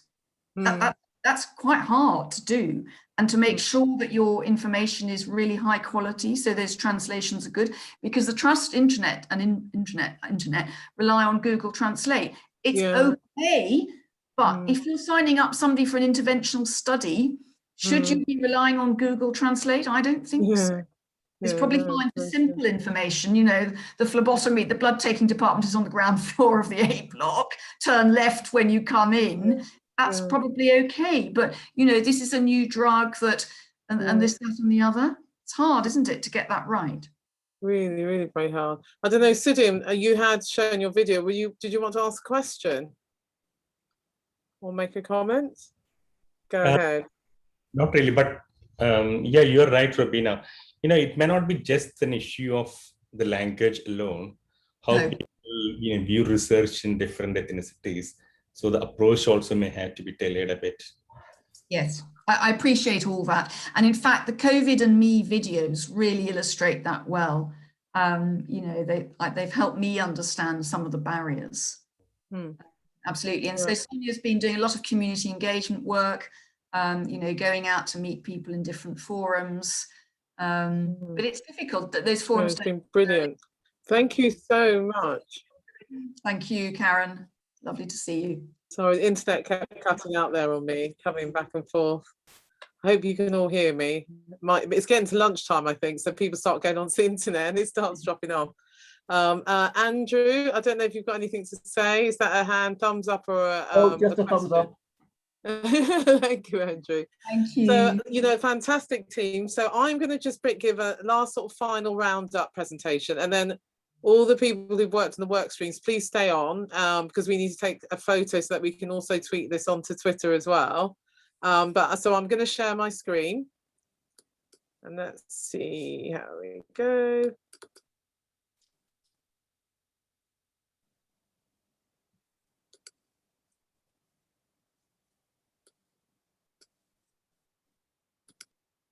So I hope you can see that now. Great. So essentially, this work that you've seen this morning has come out of a working group of a few of us, which started after the background of COVID-19 and George Floyd, on recognising the difference that we could make to healthcare for everybody. So we entitled it Doctors for Life, leading on inclusion for equality, recognising that it's not just about diversity, but it's about inclusion on the table on so many levels. And one thing I wanted to say to you is that it's fantastic that you've been here today, and even just listening, that you have changed, you have stretched in a different way. And I love this quote by Ralph Waldo Emerson that says, "The mind once stretched by a new idea never returns to its original dimensions." And these are the 6 principles. If you take away anything additional, I'd love you to take this away. Cultural differences should not be viewed as a negative. They are a positive thing. They bring richness to the table. Cultural sensitivity means that acquisition and improving skills around differences doesn't mean that you'll know everything. It just means a continual journey of improvement. Diversity should be viewed as a positive, and not just simply thinking of it as a neutral thing, but actually taking it to the next level and viewing it as something that's positive. And you do not need to be an expert on every culture, but just need to be open to culture and to understanding it. Try to avoid knee-jerk reactions or responses, and backgrounds, behaviours and responses that may naturally differ from your own culture in the same situation. Just be aware of that as well. So we talked about some terminology before, so I think there's probably very similar people that are on the talk, but an ally is somebody who advocates for people from underrepresented or marginalised groups, and that is the majority of people in healthcare. But today we're talking about diversity, to really become an ally, to speak and to take action to really support those people. Emotional tax is just recognizing that all of us, you know, we thank you for your time, but for all of us, it would have been an emotional morning, because it's discussing about biases, it's about people feeling different, and it has associated effects on health, well-being, and the ability to thrive. So just think about that in the context of the people who experience that every day. That little bit of unease is something that affects people of colour every day. Equity is working towards fair outcomes for all groups and treating them in ways that address their disadvantages and get rid of those barriers.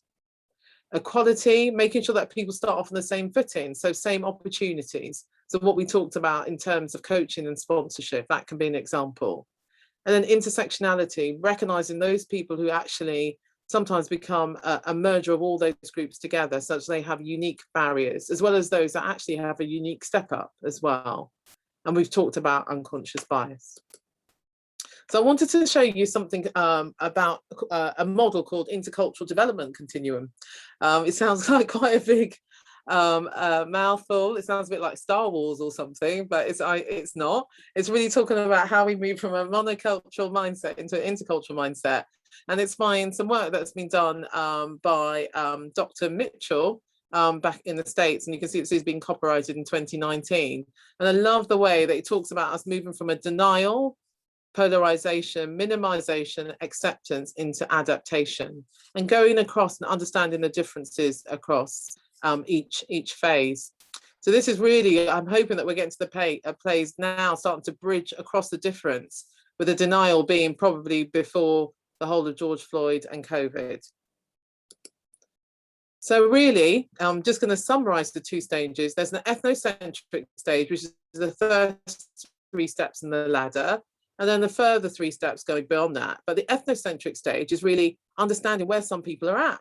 Some people are in denial. They believe their culture is the only real one. They interact in homogenous groups and tend to stereotype. So even on Twitter, you have the same people within Twitter, same echo chambers, people saying the same views. They don't realize there's actually their culture is not the best. So they will be thinking their way of celebrating Christmas is the only way, and so forth. And then defense, move into another stage, is really when they recognize differences, but see them as a negative. So their culture is seen as the best and the most developed one. You know, we're the developed country, they're the undeveloped countries, and that's where they're coming from, you know, and that in itself is a sense of superiority. The minimization, they are unaware that they're projecting their own cultural values. They believe that being aware is enough. I'm aware, that's fine. People like, you know, I'm called a Karen, so I can now make a joke about, you know, the Karens in the States. Unaware they're projecting their own cultural values on whether a black man should be walking in Central Park taking pictures of a bird, because it's impossible, because he must be doing something wrong. And then we move to an ethno-relative stage where we integrate, where we lock hands together to make a difference, and acceptance and understanding that different behaviors can have different meanings in different cultures. So we don't stereotype, we don't assume, and we don't have bias. Then we start to adapt. We have the empathetic behavior, which is used and follows the norms of another culture that they interact with, and that's acceptance and understanding of others. But then we move beyond that lovely stage of integration where we shift our behavior between cultures, but we remain genuine, and we're able to really enjoy and really move to where we should be. So these are the objectives of Doctors for Life, and that's to belong and to create a sense of belonging for the doctors and the people that surround that we work with, our allied professionals here at Imperial. So you can see this, I love this lovely sort of a chart, which essentially looks at the middle part of inclusion, diversity and equity. It's bringing everything to get together so that there's a full potential is realized in that individual. Innovation within that system will thrive, and views, beliefs and values are integrated into that system. So the dominant group is not, or the ideology is not deferred to for decision making.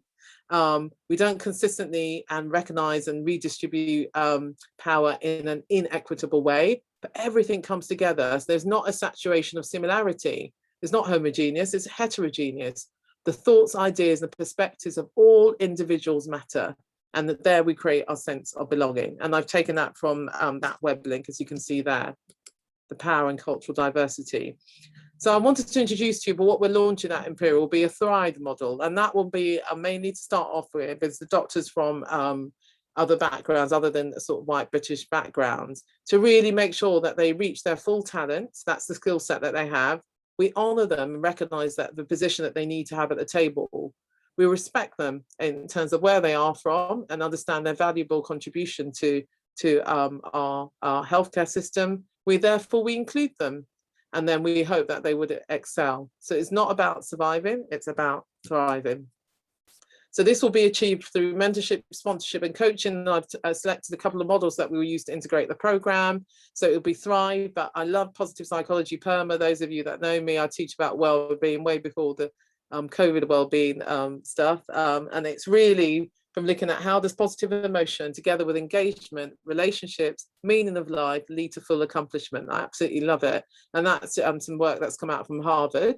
And I even teach that to my pregnant women as well, and they love it too. And then also using the Grow mentorship model, which is really thinking about how do we create things that make things a reality? What is your reality? What is happening now? What do you need? What are the options for growth? How can you improve yourself?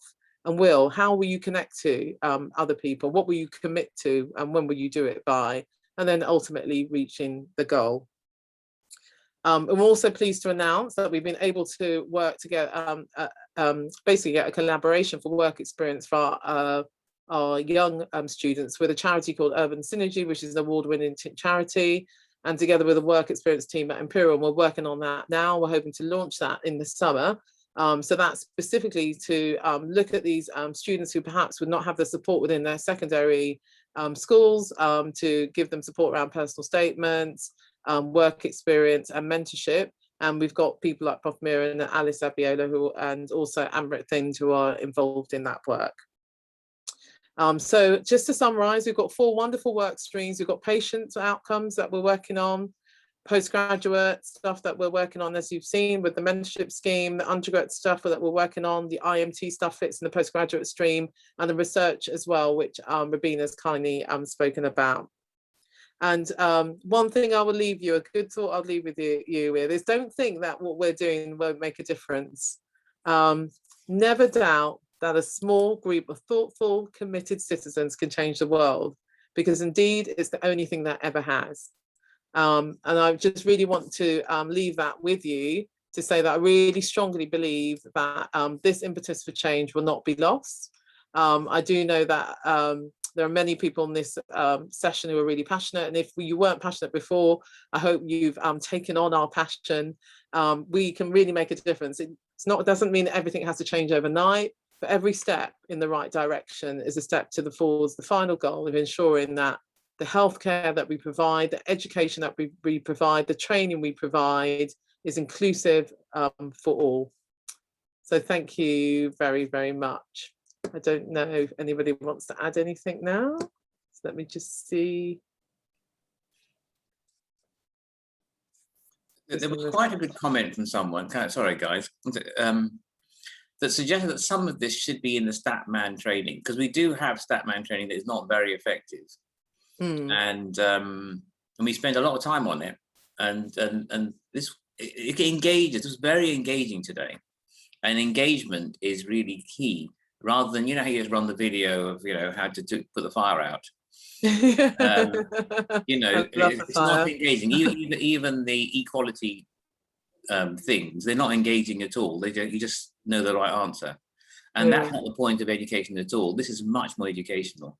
I wonder if Danielle could think about making that happen.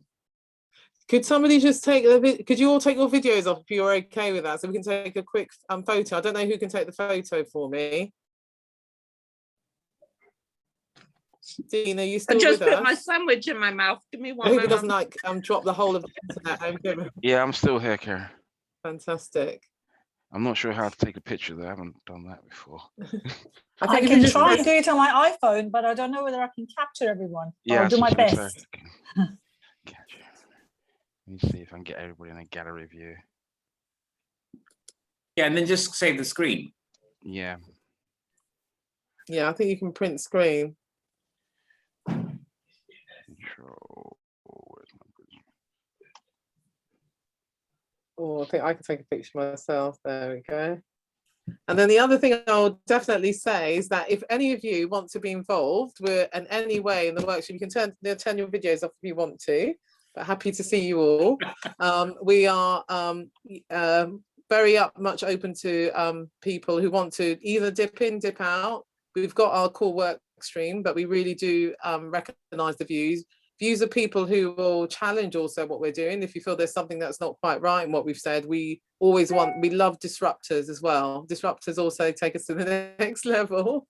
I think Lucy's got her hands up. Hi, Lucy. How are you? Hello. Long time no see. Yeah, I know. So actually, Rose and I are trying to set something up on a sort of for the foundation level, sort of, well, overall actually for an educational supervisor, but for me from foundation level, because I've had some really interesting sort of interactions with some of the foundation years. Especially with sort of the doctors in difficulty, and then when you sort of dig down, it's that sort of interaction and non-understanding, and often it's from really good educational supervisors. And I you know, I've had one myself where I thought I was doing a really good job, and then I just wondered whether actually by perhaps not me being the educational supervisor as your absolutely classic kind of middle-aged Caucasian white girl, and it was interesting because initially actually that doctor did respond, so Chioma took him on, but then actually it all fell down. But it sort of made me think that actually we need to work harder with our educational supervisors. It's not necessarily as, I mean, I know Alice from Imperial, but it's often not even just sort of colours. It is that kind of understanding of culture and everything, and I think you really need to sometimes tailor make the educational supervisor for the trainees. I think we're that's a really, really good point, Lisa. And I think Geeta brought that up earlier at the beginning of the session. Yeah, and the same with personal tutors, I think. Yes, definitely. You know, when we're talking about the medical students and so on. Somebody's just said, so Karen, can I just ask you in the chat, it's the best way to join up and be part of this to email you directly? I think probably that's the best way. We will endeavour, probably depend on the schedule, because I really don't want my team to burn out because they're such a fantastic team, and I know we've all been meetinged out, but maybe towards the end of the year we might do a meeting twice a year or something, just showcasing where everybody's at and what they've got up to. But just email me and we'll just plug you into the relevant work stream. But hopefully we'll get some toolkits and things that we'll send out via the postgraduate department as well to really support people. And then we'll work a bit closer with Danielle and the rest of the sort of the DME team as well. Is there anything else in the chat? I don't think I've been monitoring the chat. Karen? Yeah? Just to say, I've secured a